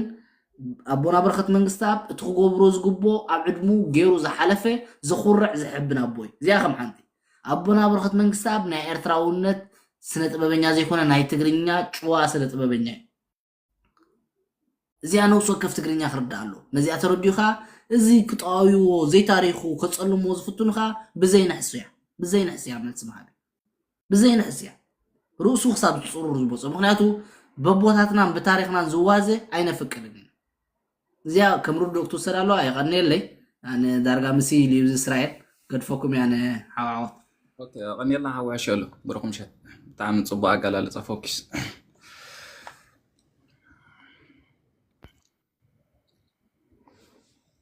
هراي حوات كم ياللهم تخاتل انجيت قورو اللهم دو تملا أوا خساجر كاتعني عندي عم جحشلو نحاو سايمون دو معدل كوا نالبات حجين دي ماتي يلا سايمون هبوا على هذا سايمون عليك سلام يا حوات يغني لي أمونغو جزيهم يأتيكم بتعمتي أقداسي تأفافي نايزي أبونان بهار دمصاوي برخات منግስት ኣብ ስለ ዝኾነ ግድን ክናኣቱ ኢለምበር መደብ ኣይነበረንን ግን እቲ መዓልቲ እቲ ስለ ዝመፀ ግድን ኢኻ እቲ ክሰምዖ ዝፀናሕካ ዘረባኻ ቁርብ ሕውስ ኣብለሉ መፀካ ምክንያቱ ሲ ኩሉና ኣብዚ ዝገልፅ ዘሎ ኩልኩም ትገልፁ ዘለኹም ሲ ካብ ዓወት ጀሚረ ክሰምዓኩም ፀኒሐ ዓወት ወላ ዘሳለ ይሕሸሉ ወላ ተሸመ ኩሉ ዝሰብ ኣብዚ ዘሎ መንእሰይ ኩሉ ስራሕ ይውዕሉ كل سرحه وعلو كندي قطمتات كندي ناتو تاريخ نايز سبعي تاريخه سلازخونه جن صحف بلا ما مصيمو بعد دساله نمنتايو حدا سب تاريخ صبق تاريخ انت هليو كبيدا يكون كاني نعه نخد قول صدي وين نخد تزاربولو هجس زي ابونا بحر برخت منግስት اب بقى كم ذا عينت مسواتي وكم ذا عينت موت بتعمي ጸጋይ بقى ጸጋ እግዚአብሔር كم ዝህቦን ዝኾነ ሰብ بقى عقمي ويكلد دايلن بري كم زخبكاسي بقى اتدس دبل نغري بقى عدمه اتزاكل يا اكل يتبحال كمتي كونتا زلو بوليعو اتسرح جن دويلو كم كهن نسوماني عامت يقلقلنا نسوماني عامت رايد يكون خاسي قدمي 5 عامت زنبر زياماتنا ناي قدم بقى دهتيسو دوليو بأسر اذني مستا قدامه بحالتي كمي يبحال نيرو كمي يركا يزدرف نيرو تبعيلو دهشيسو دمصالنا كاب زخونه كابياتاتو ديو كابو بوتاتو زي ورسه زخونه قدمي زنبرو ولدسي درفي زخونه خاب لعلي زنبروس زخونه نجر كاي ورسه بعلو تبغشو ود 10 عامت كله جميروسي كساب ود 8 9 كاغلغلنا مالتي كل غزي نسمعينا بصراح كلنا ناتو موسيقى خسمع خلها بقى ولا نسرحي مورال ذهبك هجي انا ناي بحر برخت منግስት اب كزارب انت خوينا حدا غزي انتاي دمصلي ناي قدس يارد يذكر حصر أبيله ناي قدس يارد ولا تاريخ كساك جبر مثل ناي قريته مسجدية قدس يارد أبزي شاد شاك في الزمنية أب أقسم توليدو أب أقسم كم زي تمهارين يدو ناي بيت كريستيان أبت بيت كريستيان لا تمهار كله تمرد أصل أبيو ولا تمهارانو سبون يروم بدحريو يمالالس قال نيرو كباب شو عتش ديش جزية قال مسترفة محلا مسابه قد يفون كويدو نعدون ده تملس كله يجو دوكشو أبو ندقرب أبو ندقرب دوكشو كله ساعات شو عت جزية سكر ريوه شو عاي جزية مخان أبيات تودي قصي ما بالشامنا جزية سكر المسرعيو نجوزو مخيات قد يفون نفتم مهورو تمريشو قدم كم مهاران للنيلو تماهيرو بدحريو خا نتمام مهورو زمهورو زنبرت رايدي كونس كاون لعلي موسيقى مليخوسي أب بتكريستيان كم كاهن كوينوسي بزي أورو جيرو نتصنات اللي حزو بيدو جيرو كبرو بأفوقا اتي موسيقى ويت مهلت مالتي مزمور كم زنداغور بوينو زيما خفتري حدر نيرو زيماتات كا مبوغوسيو قدس ياردي ولا زدرفتات نسمعو مبوغوسيو كاب قدس ياردي هجي برغت منقص قبلك أخمد ناي قدس ياردي نعنا قدس ياردي ولا حنت زفل يبلو نسوماني عمد زقلقل كاسب زخونة سبيل زخونة ولا تقادل يبلو ولا حيال تتخاص يبلو سي نسوماني عمد كقلقل كايكني كاون لا إذا عقم إذا ذهبو سي إذا عقم إذا سقاز ذهبو السبع إذا نعنا بكا إذا كله كورتت إتي عينت بوليتيكا زنبرة كلنا رد أنا يهاي لسلاسة نيرو هاجر سي نبورل بكا إتي نيشن تراي نيرو أبلبو أبكبتو بكا إتي هاجر هونت تراي سمعيدي نيرو ومبر هاجر كوينا بينا أيقونة نيران يابو حقوت هاتو تاريخ إتي دس أنا حتاريخ كل سلسلة زبالة مبري والحنت هاجر يقولوا والحنتي أبت ساعات مريت يقولوا أبت حتى زوم محاوري يعني راح هاجرنا قلنا كل نجار حليف وكل دور فتاة تاريخها كله ترجمي كله بزعمة هاجري نعي تولو خبل كله بكا هاجري دون جيخني نعيد بالنير نتي صبغ يركع تميل كاتسمع كان نعي نقال افكيرو ولا قال يكونن بكا اسو نعي خبل كلوس بزعبه هاغوري زيمو بزعبه انقانا بزعبه كبرتنا بزعبه تاريخنا ولا بولكي بدرف زي كونسي بولك خزار كله تميل كان تسمع خايو بكا سلسته جدي ولا سمعيا ايتمنون يا تاناتو قال مالتي هجي ازي كمز عينت قدس موت وي قدس مسواتسي يهبنا يهبكم يحوات بتعمي زحب النجري خمس عينت أقلقيلكا نمول نحناسي أريقنا قديفنا يهون كيدنا زدرفتات زي فلت وزر لكم ندحرع ولدو وقد فينا ونياتو قد تفتر عوس لزخونا ونموتينا ونركوينا قن اتناتو سي عدا قزي عبو انترفيو يقبر نيروسي كنده يخون درفها قلقلي لما أنا أي قمقام دا أمبري كنزق بلكاي كلني قن سلسته ميت خوني لوا فبا عصرت حمش عمت غير اللوزي انترفيو زي بدحري 5 اديت قصور درف وسيو مالتي ناتو درفسي قصيركا اي وداني وسو قديفنا حد قديفنا زلو كلنا يخاط حدقي نتي تغرينيا اعبيو دهشيسو بتعم خابت زدلن عليه هاغراونت فطيريو استوعايزي اب قدس اب يومانو يقبلو እግዚአብሔር አምላክ قدني أقبله مستحيل براخدي مسبونا يعقوب مسبونا إيسا مس أبونا أبراهام قدنا أبيومانهم كأتي مخناتو سو زي ملناي فتير لناي نعناسي أسر قدي في الناي هويدو دولو قدني أخنبري نزل عالم سخذكري مالتي مس ناي غريتا مونغوينا أتيناكم يحواتي غني اللي بتعمل صبو أتكرر باكم كأ دس لزبلني ولاتي تاريخ كتقول صوره اللهم دس لزبلني أتيكم بتعمي هذا مسجن سلام مشان اوكي حاو سايمون غنيلنا ثانك يو سايمون ثانك يو سايمون حاول بوتين تشمن دي امر بيلكم كنت ساعات غوروا لكم دي كستايا قلال مسل حتو اقداسيتيا نبركت منግስት ابسي ابزناي ኤርትራው ደራፋይ ከተናፍፎ ጸኒሕኩም ኤርትራው ደራፋይ ከምዝና ኤርትራ ናይ ሓድነት ናይ ገለኽ ገልጽ ወድፉትን ለው مسوخ أبز مسنا خلا تقاطع مونيرو فلا أبز دحرزا جزاء دربي عندنا تقول جل سلطان مسحزتسي فلا زين كاثوليك كنيشة أفت سلطان دلو أفتي بهلا وقدات نتي ناتو كلت ديو أتدلوا سمي ديو تهجراونت نايت جرينياس كم تزيد لنا خي كيد بزوج عن كفاته مسنا خلا أبواني كويمو نزب بخمي بديهو أتي إرتراوي كم إرتراوي قال جيروم دقول صوزون قبيلة رسحت كألو ماشي كما يو إرتراوي ديو بركة من قصاب انتهايو خاب بزياخ الجمهور لي مالتي ثانك يو حجي عبزي رئيس انهي زي هنوك بيتشاز بحلالو زي هنوك نعو أبزي موتو كم زي كانوا بلوت صنحنا بركة من قصاب كابشعين شعات مئتين سلاسان شومنتن سقاب لو معالتي سقاب لو معالتس أفراي زيقاي نيرو أبزي هاجر أبزي سنة طبب نايزي هزبي تاريخ نايزي هزبي نقاحات نايزي هزبي ودبا سورا سن منكاس مكل خال محيال كل نجر لايك هذا الزمن مالتي هذا الزمن ملؤ ببزح مدركات بقى ناي تجرينيا طبقه خوينس معت صلات فطيرو نيرو بعلو بالا زبلو سقاب اما اكل ايثيوبيا خوينس بتجرينيا يدوادر نيرو بتجرينيا يدزارب نيرو بتجرينيا يو زيم زوادر نيرو سمع زي بلو خلو جن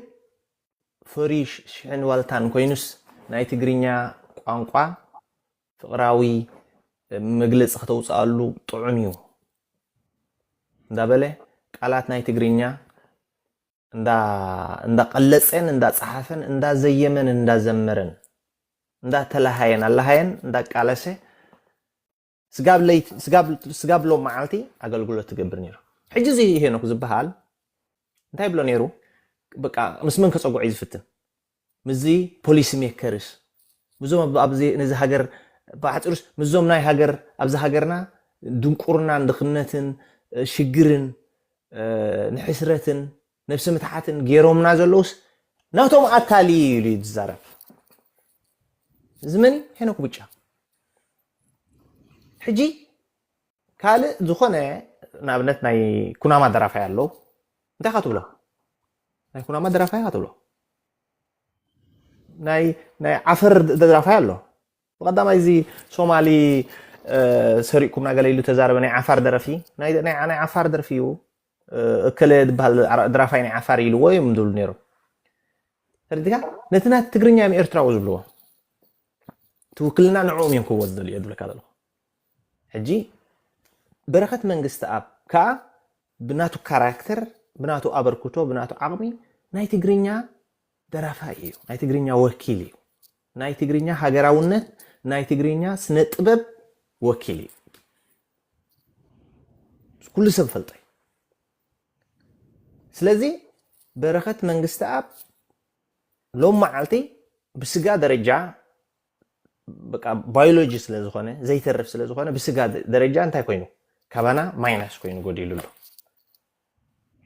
كابشين شعاتن إتن سلاسان شو منتن سجا بليت لو مجنا أبانا أب محبرة ستجرينيان أب هجراونتنان أب سنة ببنان زي حكخ تاريخ زي تأف أبركوتو شفين كاش ديك شفن عبيسكا زي بس سرحات سريح له حجي زيهم كلهم عندنا تاويان زيهم كلهم رسحات صراحة جراونا نازخونها نخمزي أم زعم مسؤول هجراويان نخمزي أم زعم مسؤول بقعات كم زي يقعدوا كم زي فوتو كم زي فقدوا وكم زي دولي تفلت يا ردي سلازي ناي حجينا أنا ناي بعل بركة من قصابسي كنت سمعت خوين كاس إنترنت كله كله يكون وي راديو وي تيب كله كله تزيب الكاجن بخير كله بسنك ميديا مزاو تجرهم هاي ليناني سلازي بتخيلهم متن يدلك هذا بتخيلهم متن كم زعينة هاجراونت كم زعينة بقعات كم زعينة وني زلع علم زلنا قحن زودبن بفلاي كان نايوان النت سميعت دسبخ ايدل يونيم نحنا هاجر نحنا بحري زمان دوليو بعد سياستين نحنا هاجر نحنا بحري نحنا مدري زام مريتي بعد ما إلكم نيرة قديمة مريتي ناتي نايوان النت سميعت رديكا حيالوني اسمع 65 عامت كاب 1960 ጥራይ ስጋብ ለይትሎም 65 ዓመት ላይክ 80 አንገለን ዓመት 80 ዓመት ሲ በቃ ነዚ ናይ ዋንነት ስምዒት ነዚ ናይ ሃገራውነት መንፈስ ክሰብኽ ክጽሕፍ ዝነበረ ሃገራዊ እንታይ ገብርዎ ደልዩ ታሪክ ክገብርሉ ይደልዩ ማለት ታሪክ ክገብርሉ ይደልዩ ባል ኢሳያስ 30 ዓመት ስልጣን ባንክን ታንክን ተቆጻጺሮም ሓንቲ ትካል ተኺሎም ሰርቪስ ደይሃቡ 80 ዓመት ብብቕዓቱ ብጥበቡ ብጭውነቱ ዝወድአ ንዱንያስ ብጭውነቱ ዝወድአ ኣብነታዊ ኣቦ እዚ እንታይ ይበሃል በቃ ሃዋርያ ማለት ኮይኑ ንዓለም ስነዲናስ ከምታ ዝተወልዳ ጭዋ ወዲ ሓረስታይ ኮይኑ ቁኑዕ ኮይኑ ሓርበኛ ኮይኑ ተባዕ ኮይኑ ስጋብ ዕለተ ሞቱ ብጭውነት ከይተመራሰ ከይ በቃ ዝኽትምና ግዳይነት ከይመሃረ ዝሓለፈ ሰብኣይ ማለት ሕጂ እዚ من هو خدليو بعد إسياس كم زي أمثله نخمزي عدل زخلو نخمزي زطفون دصلمون دأمبر نخمزي زخبرو أيقونن مالتي إذا بعد زي هنا كبتشاس بالكا هنا كبتشاس هذا ود إذا بلعت فافا نتاي بلو سكيتكم سمعوا نتاي لزاربونيرو زخانة هجراوي جناها بعد خان تزيه خبيركا زم رسحات زوم قنطارو زوم نبركت منقساس قاليوم بعليت يمزريوه قاليوم بهقدف يمزريوه I don't know like كميتناتو معير أين فلدين هذا ولا بزتاي صحيح نيرس جبهة عندي نيرو بلا نزاريو باب على تكوي حدوقو كذا نخوفلو قال أبي دم نيرو بتيناتو مسنا حساب كاين نريو نجيبها مسنا حساب كاين نريو حجي إذا كله كذا نخوفلو خنبل إذا كله تكوي حدوقو قال خنبل حد ما عتزاري ما يفلتوني بركت منقساس مثلا أنت يلوم عجي هجوبها كان يرو بلا نصري حدا دي سي تما عندي سيد دلو ريحه وانا نعوسي كما بؤ ما يريون يوم دلو اذا رصح هناك بيتشا نزوم كلهم ابيلو قبيلاتات تقاوم تزنبرو جلز نبرو ناي جبهاز نبرو امتي نعود بقى انت هيدي مسير كاخو استحوي قال ملنا بلا خزاربه مزوع لي انا نزدر باي طسطس ودي من حات بلو إسياس هلكا بقدامي مع كورن دال حسي يزاربون هيرو think about that نبرخت من قساس بزم متان انت يبلو صريحو بقى كصقعو مالتي حفرت زبحال يبلوني سلازي عينو من اخناتهم كم زغيرن عينو من اخناتهم ده حجه تفلطو زلو جغنا خا بعلخ اخبر حربنيا خا بعلخ اخبر ابو خا بعلخ اسخا هاغراوي انا يكون نسو مورالاوي انا يكون 80 عمت زتقاله سلكا تقالاساي بقى ترغات تلطفلو مالتي حفرت زبحال يبلون سلازي أقدمنا وانت زاري منينا هاجراوي جيجناها بعلقة أخبر نزخون الرشح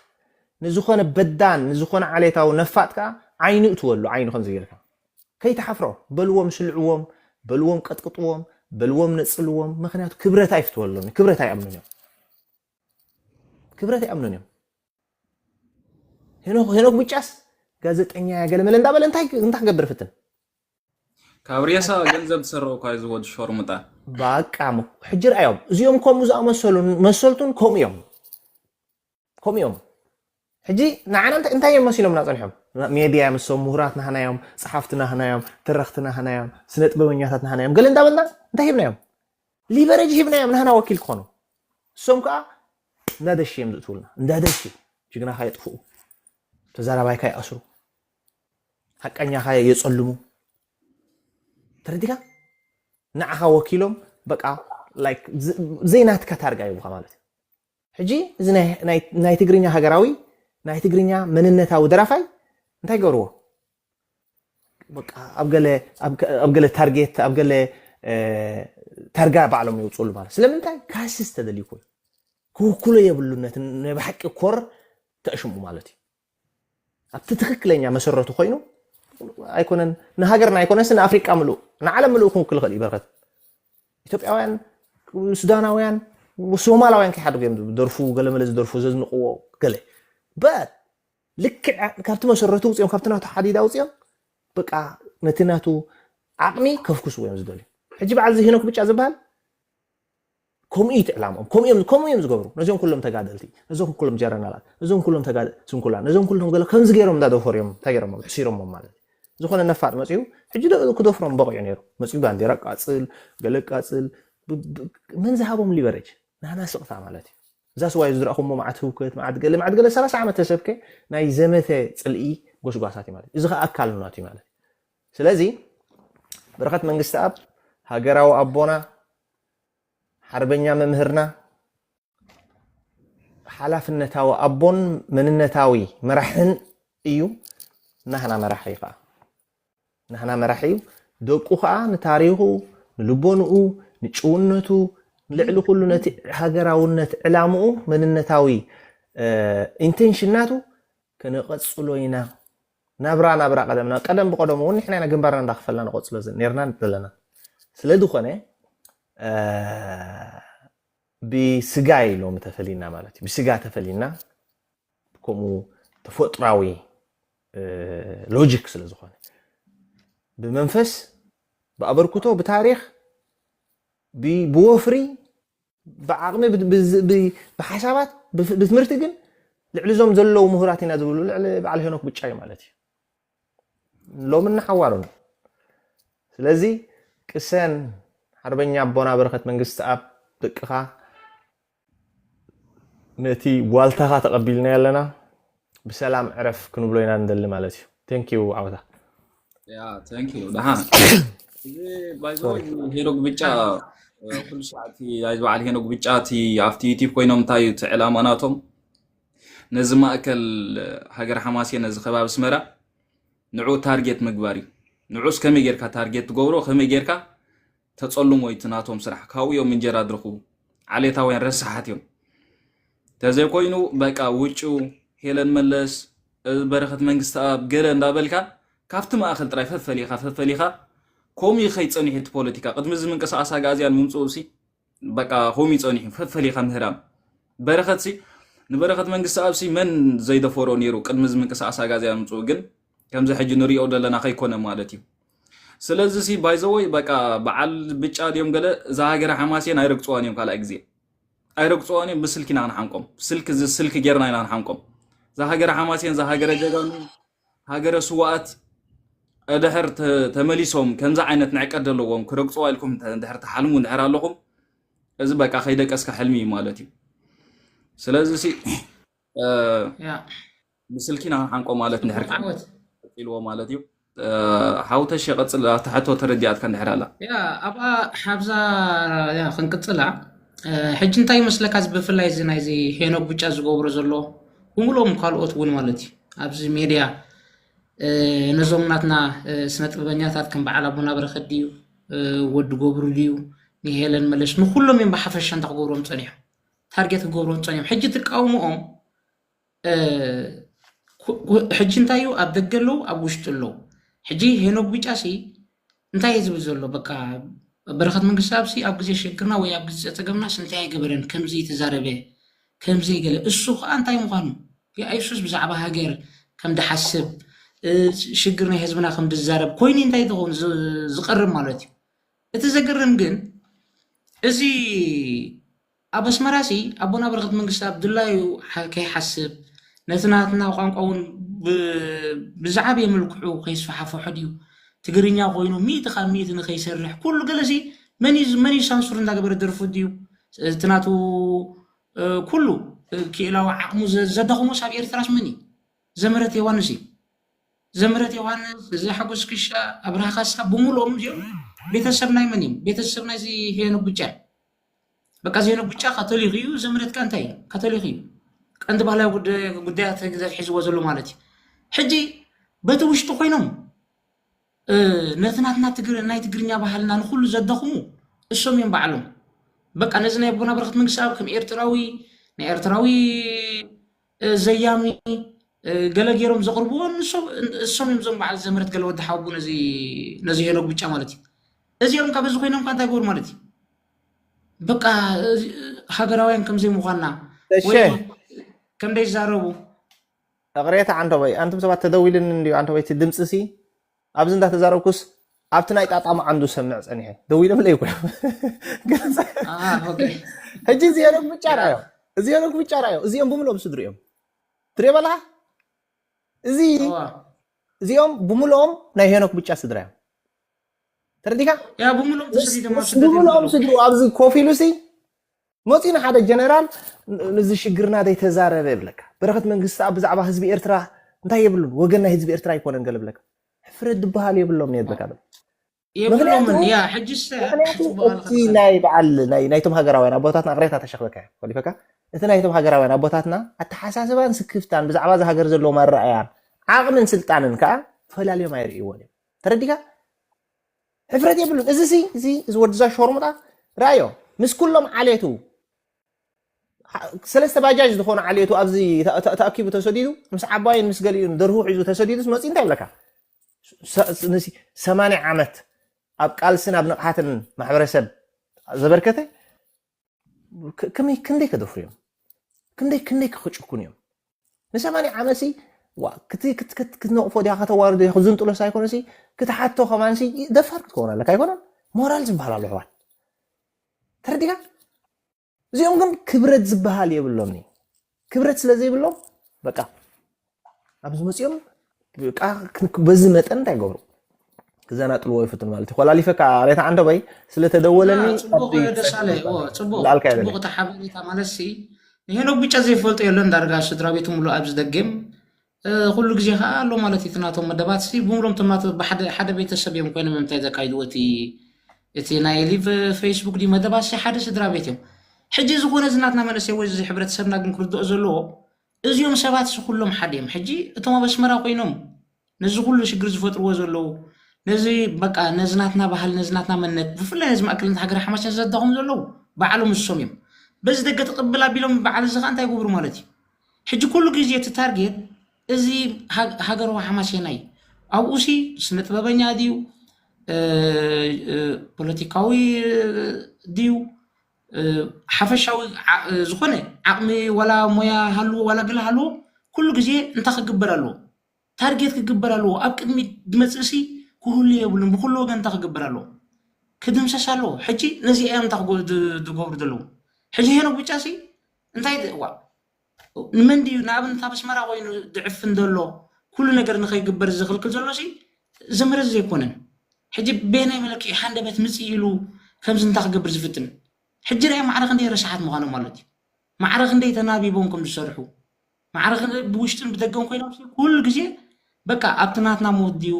ኣብቲ ናትና ድኽመት ኣብቲ ናትና ገለ ኩሉ ግዜ እንታይ ኣሎ ማለት እዩ ብፍላይ ከምዚ ከዓ በቃ ክቡራት ዝኾኑ ኣቦታትና ክጠፍኡ ከለዉ ከዓ ተሓጓሲ ንዕኦም በቃ ሄኖክ ብጫ ሕጂ እንታይ ክገብር መፅ እዩ በቲ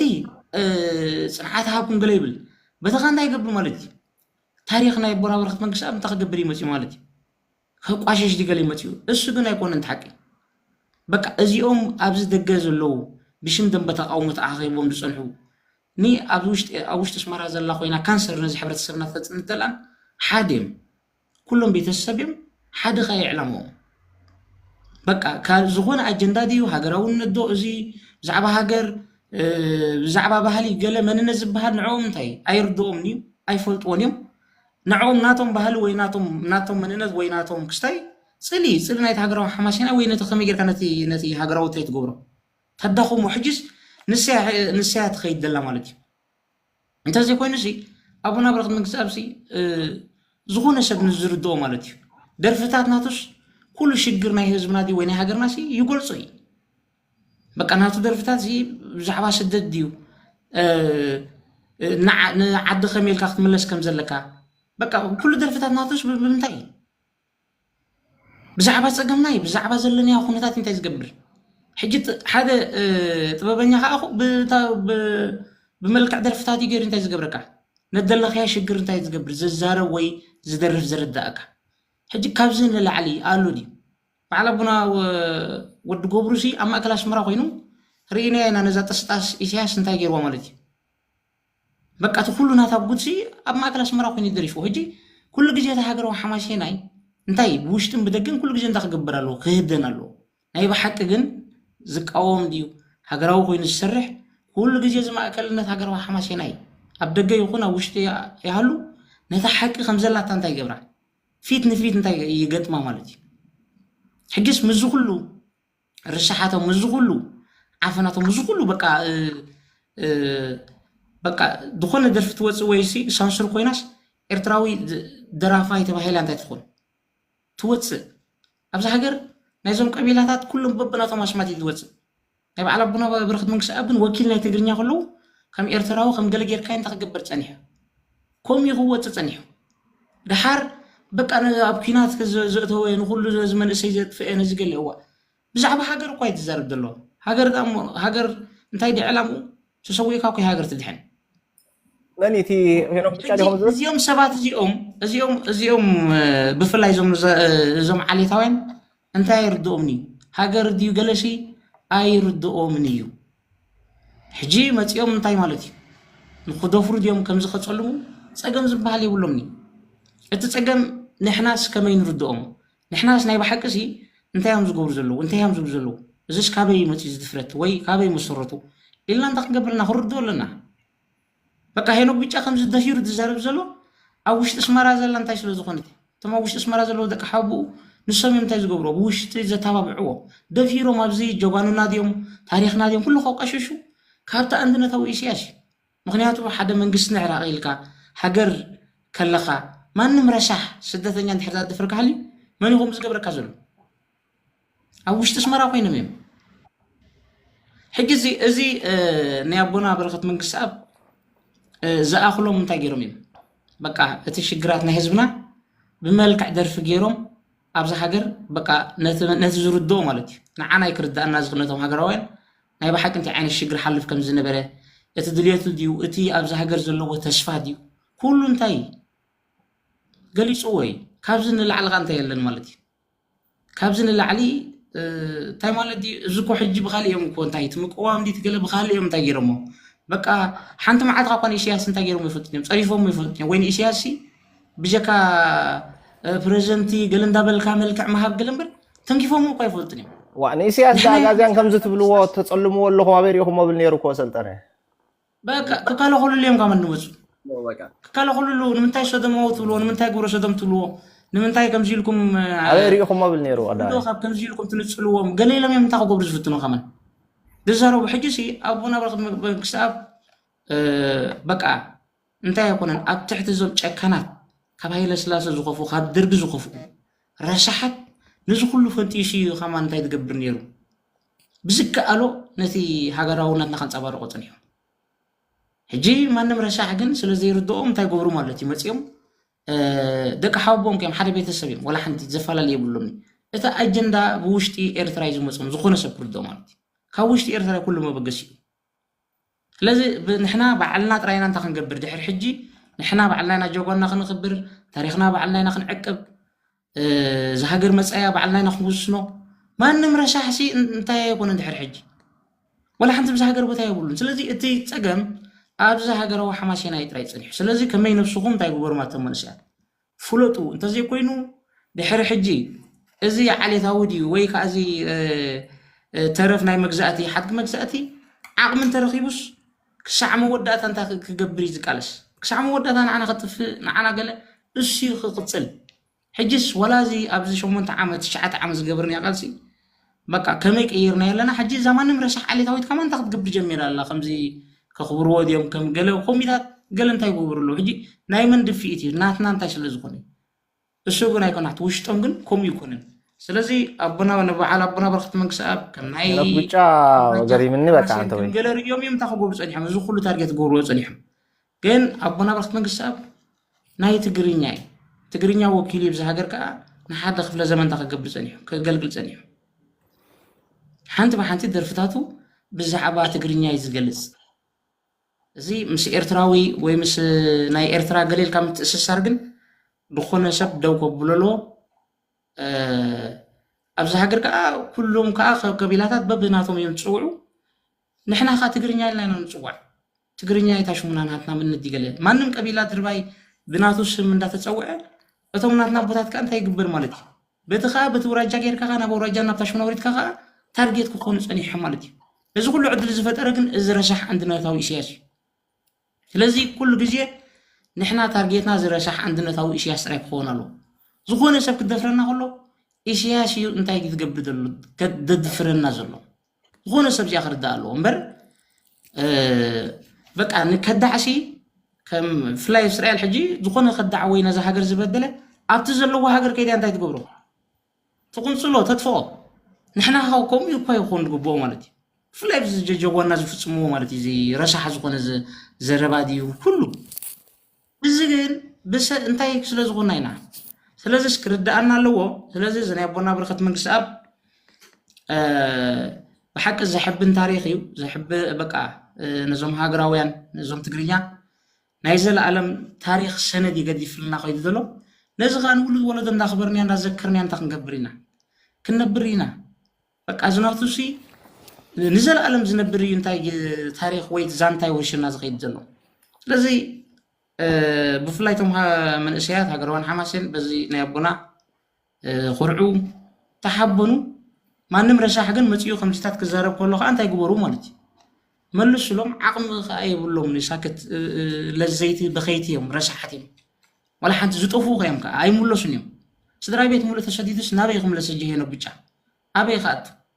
ብምሉኦም ስድራ ቤቱ ዝደገዮም ወላ ሓንቲ ምስ ሃገርና ምስ ኤርትራ ምሳና ዘራኽብ የብሎምን ዛስዋይና በበይንና ኢና ንብል ወላ ሓንቲ እንታይ ዘይብልና ዘራኽብ ዘይብልና ዝኾነ ስምዒት እዩ ዛንታ ድዩ ተፈላለዩና ኢና ታሪክናስ ሓደ ኣይኮነን ዝኾነ ሰብ ክርዶ ወዲ ሰብ ከዓ ብተፈጥሩ ብታሪክ ብዛንታ ብቋንቋ ብባህሊ ብሕጊ ብስርዓት እንታይ ትኾን ሓደ ዝኸውን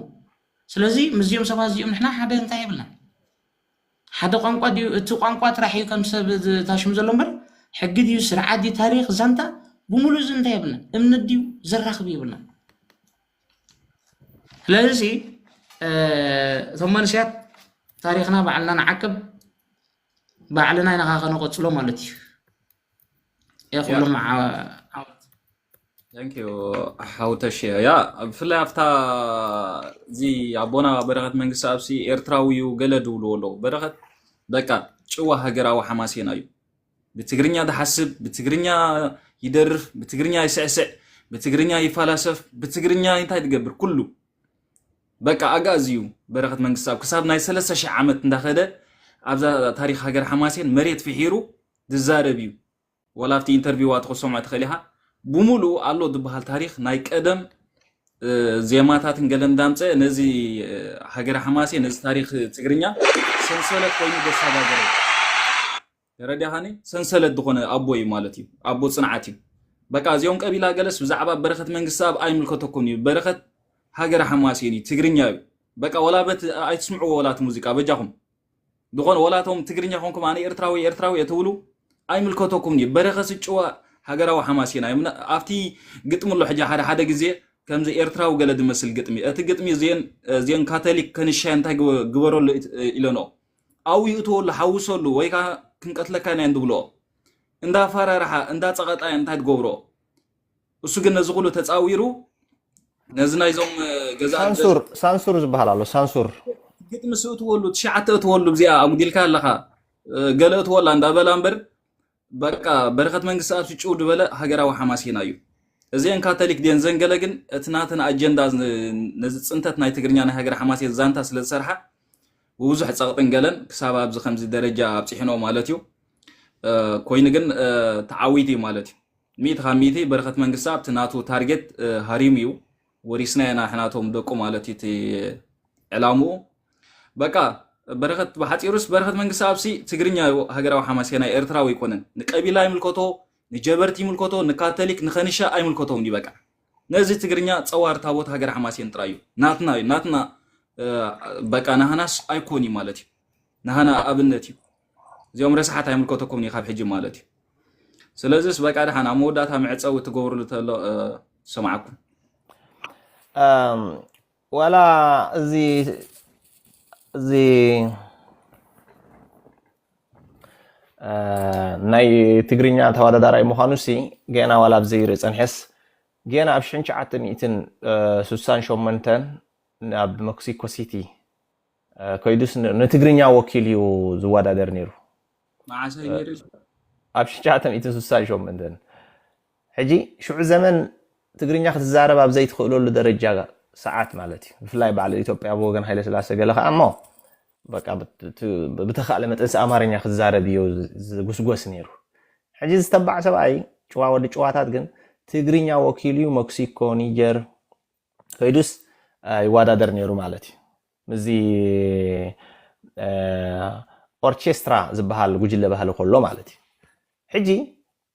ነዚ ዝዛረብ ዘሎ ሄኖክ ብጫ እዚኦም ሰባት እዚኦም ሕልና ይብሎም ንዕዋት እዞም ሰባት እዚኣቶም ዲን ማዕንዶም ሕልና ዝበሃል ይብሎም ኣብኦም ዘሎ ብልሽውና ኣብኦም ዘሎ ጭካኔ ኣብኦም ዘሎ ክድዓት ብዓይንኩም ትርእይዎ ዘለኹም ሓቂ ማለት እዩ ሕፍረት ዝበሃል ይብሎም ሕጂ መፅኦም ሲ ነዚ ናይ ትግርኛ ወኪል ናይ ትግርኛ ስነ ጥበበኛ ናይ ትግርኛ ሊቅ ናይ ኣቦታት ትግርኛ መርኣያ ልዕሊ ኩሉ ኣተጋዳላይ እንታይዮም ሕጂ እንታይዮም ከማሳምስሉ ዝፍትኑ መስለካ ነዚ መንእሰይ ኣራሲኑ ኣብ ኩናት እትይዎ እዮም ዝብሉ ትረዲካ ሃገራዊ ተልእኾካ ተለኣኽ ላዕላውነትካ ኣኽብር እወ ንናፅነት በል እዞም ሰባት እዚኦም ፀረ ላዕላዊነት እዮም ክትፈልጥዎ ዘለኩም ሕፍረት ትበሃል የብሎም እሶም ሕጂ ራእዮም እንታይ እዮም ክብሉ ዝውዕሉ ግጥሚ ዜማ ኪሮስ ኣበለካ ገለመለ ስዕስዒት ገለመለ እዮም ክብሉ ዝውዕሉ ሕጂ ሓሰውት እዮም ብልቢ እዮም ሓሰውት ብልቢ ሓሰውት እዮም እዚ ሄኖክ ብጫ ካ ድሕሪ ሕጂ ክንተሓሓዞ ኢና ዝተበላፂ ተረዲካ ሰብ ኣኪቡ ገለ ኣኪቡ ዓዲ ኮይዱ ገንዘብ እንዳኣከበ ገለ እንዳኣከበ እንታይ ክገብር ይደልዩ ኣብ መወዳእታ ስነ ሓሳብ ናቱ ናይ መወዳእታ ሶሉሽን ናቱ ከማንስ ኩናት ኢሉ ዝኣምን ክትፈልጥዎ ዘለኩም ኩናት እዩ ዝፍታሕ ሽግርና ኢሉ ዝኣምን ሕጂ ንበረኻት መንግስታት ምንታይ ክኸሰፍትን መንእሰይ እንታይ ገይሩ ኣላዓዒሉስ ንሳሕል ወሲድዎም ኣወዲእዎም ኣብኡ ገለ ይዝብል ሕጂ ንሳሕል ምኻትሲ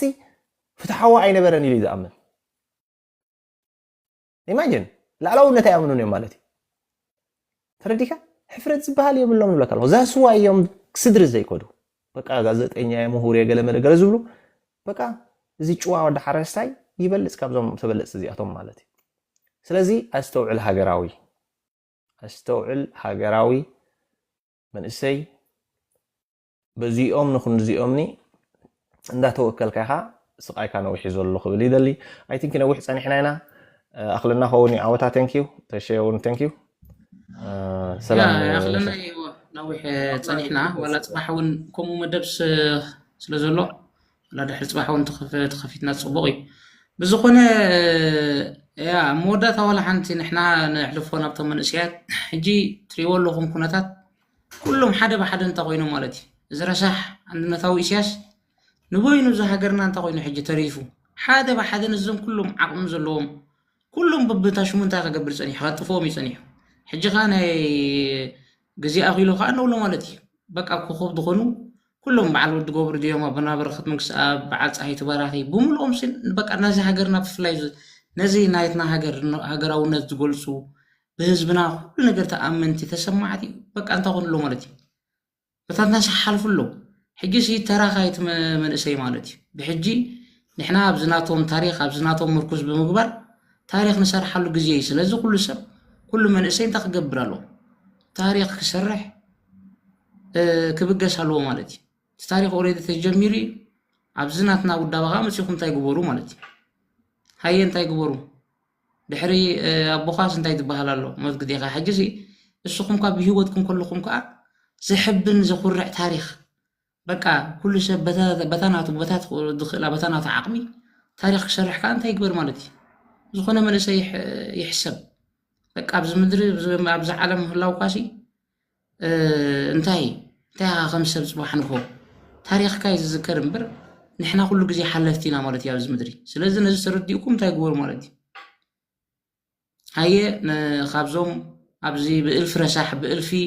ከዳዕ ክትዋረድ ዲኻ ክትዝለፍ ዲኻ ኩሉ ካብ ከምዚ እንዳሰማዓካ ምንባር ሃየ ሕጂ እንታይ ግበሩ ማለት እዩ ወዳደብ ተወድ መፅኹም ኣብዚ ወፍሪ ግበሩ ናይ ጋእዝያን ዓድና ንመለስ ታሪኾም ከዓ ኣብ ውሽጢ ሃገርና ኮይና ንኩልዖ ማለት እዩ ምናልባት ሕጂ ብዚ ንዛረበሉ ኢና ዘለና ግን ኣብዚ ጥራሕ ኣይኮነን በቃ ብማእከል ሃገርና ሓወልቲ ተሰሪሕሎም ብግቡእ ታሪኾም እንታይ ክግበር ኣለዎ ክፀሓፍ ድዩ ክዝምቶ ኣለዎ او بقى شي سلازم احنا سي تاريخنا خقصل امريتنا يا بسدت كنا تاي نغبر ነገር የለን نقصلو ነገር የለን ስለዚህ እነዚህ ተረዲና ታሪክ ናህና ዲና ዘማበርታትና ኩሉ ነገር ክቅፅል ተዳቆይኑ ኣብ መሬትና ኣብ ዓድና ስለ ዝኾነ ካብዛ ቅድስ መሬትና ነዞም ጨውጉሮም ነዞም ርሳሓት ነዞም ምድረ ገሃነብ ምእላይ እንታይ ክገብራሉ ዝኾነ መልሰይ ክብገስ ኣለዎ ክብለካ ዓወት ዝኾነ ቴንኪዩ ፅቡቕ ምሽት ታምሲና ኣኽለና ይመስለና ዓወት ኣለኻ ዲያ ያ አይ ቲንክ ነዊሕ ፀኒሕና ኢና ብጣዕሚ ገርመካ ንሱ ሕዋት ናይ በረኸት ነዊሕ ይስሩ ከም ዝበልና ናይ በረኸት ኣበርክቶ ወፍሪ ቅድስና ገለመለ በዓል ሄኖክ ብጫ ነቲ ናይ ቂም ነቲ ናይ ሽርሒ መፅናዕቶም ኔጌቲቭ ኢነርጂ እዮም ከኣርዩ ዝውዕሉ እምበር ሰርች እንተገይሮም ብዛዕባ በረኸት ሲ ኣብኡ መዓት ፅቡቕ ክገብሩ ምኽኣሉ ነይሩ ማለት እዩ ኣብዚ ሲ ድሕሪ ሰብዓታት ማለት እዩ during the 1970s መንግስቱ was the only በረኸት መንግስቲ ኣብ was the only Eritrean artist broadcast on Ethiopia radio ማለት እዩ his ክራር ሙዚክ and usage of the Tigrinya language contribute to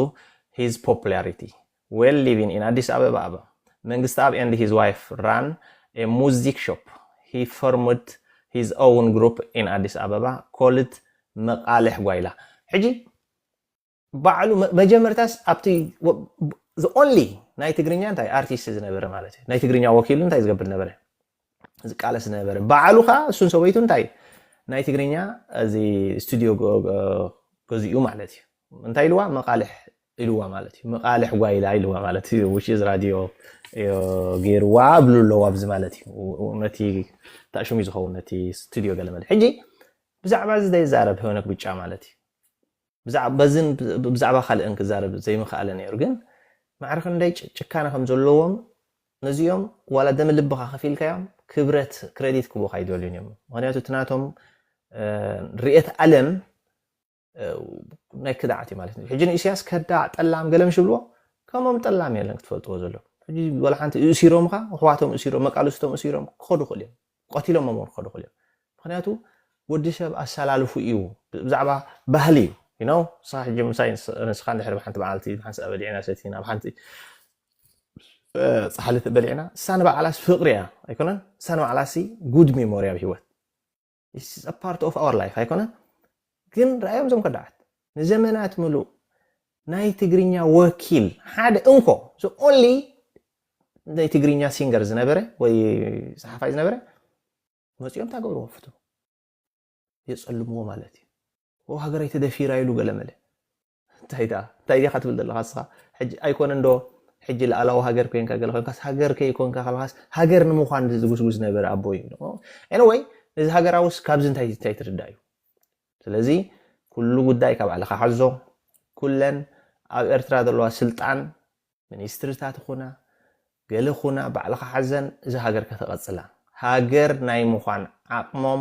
إذا تريو زل خاي نايم عيار عقمم نسب نايم فراد عامم إذا تريو زل خاي so كنقول لنا صباح دحر صباح نلوم أخلنا عوت يتنو حالنا thank you مهاجراوين من أسياتك thank you تبقى مش تامسينا كنقول لنا أبونا حربنا ممهرنا كل انتنا بركة منجست أب كابلومي ندحر بتاريخ بمنفس يقولوا سجا تفولي له مالتي سلازي إذا خاص صنعات كنجبر سنخ النكس كنودب بزح نجار كملسلنا ناتو حلفنت كنسكمن زجددنا خونتات دأمبر قداينا دسمع يبلنا زحزن يبلنا زنبع يبلنا قل يبلنا صنعاتي مالتي كم تناتو موت كم تناتو أبلكتو كم تناتو عوتك أبزرنا أبزر أخو من يبقل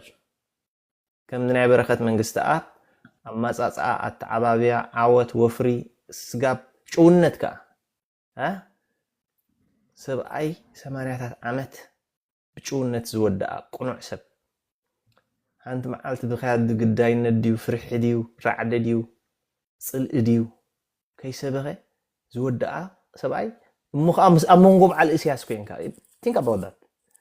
ኣብ መንጎ በዓል እስያስ ኮንካ ከምዚ ዓይነት መፈፀምታ ክትገብር ክነግረኩም ኣይክእልኒ ጅስ ገለ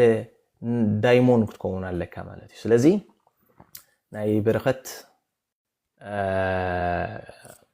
ሕድሪ ተሰከሙ ተቀበሉ ነቀብለኩም ኢና ዘለና ማለት እዩ ኩላትና ኣብ እንግዳዓና ሰቂልና ሒዝናዮ ንገስግስ ክብለኩም ይደሊ ፍኒቶ ሎም ምሸት بزخنا بروخم شت سلام شت كلكم مسانا ونزم سيخم غني لنا عاود بروح غني لنا عاود. ثانك يو اوكي ثانك يو هذا ما دورها ماشي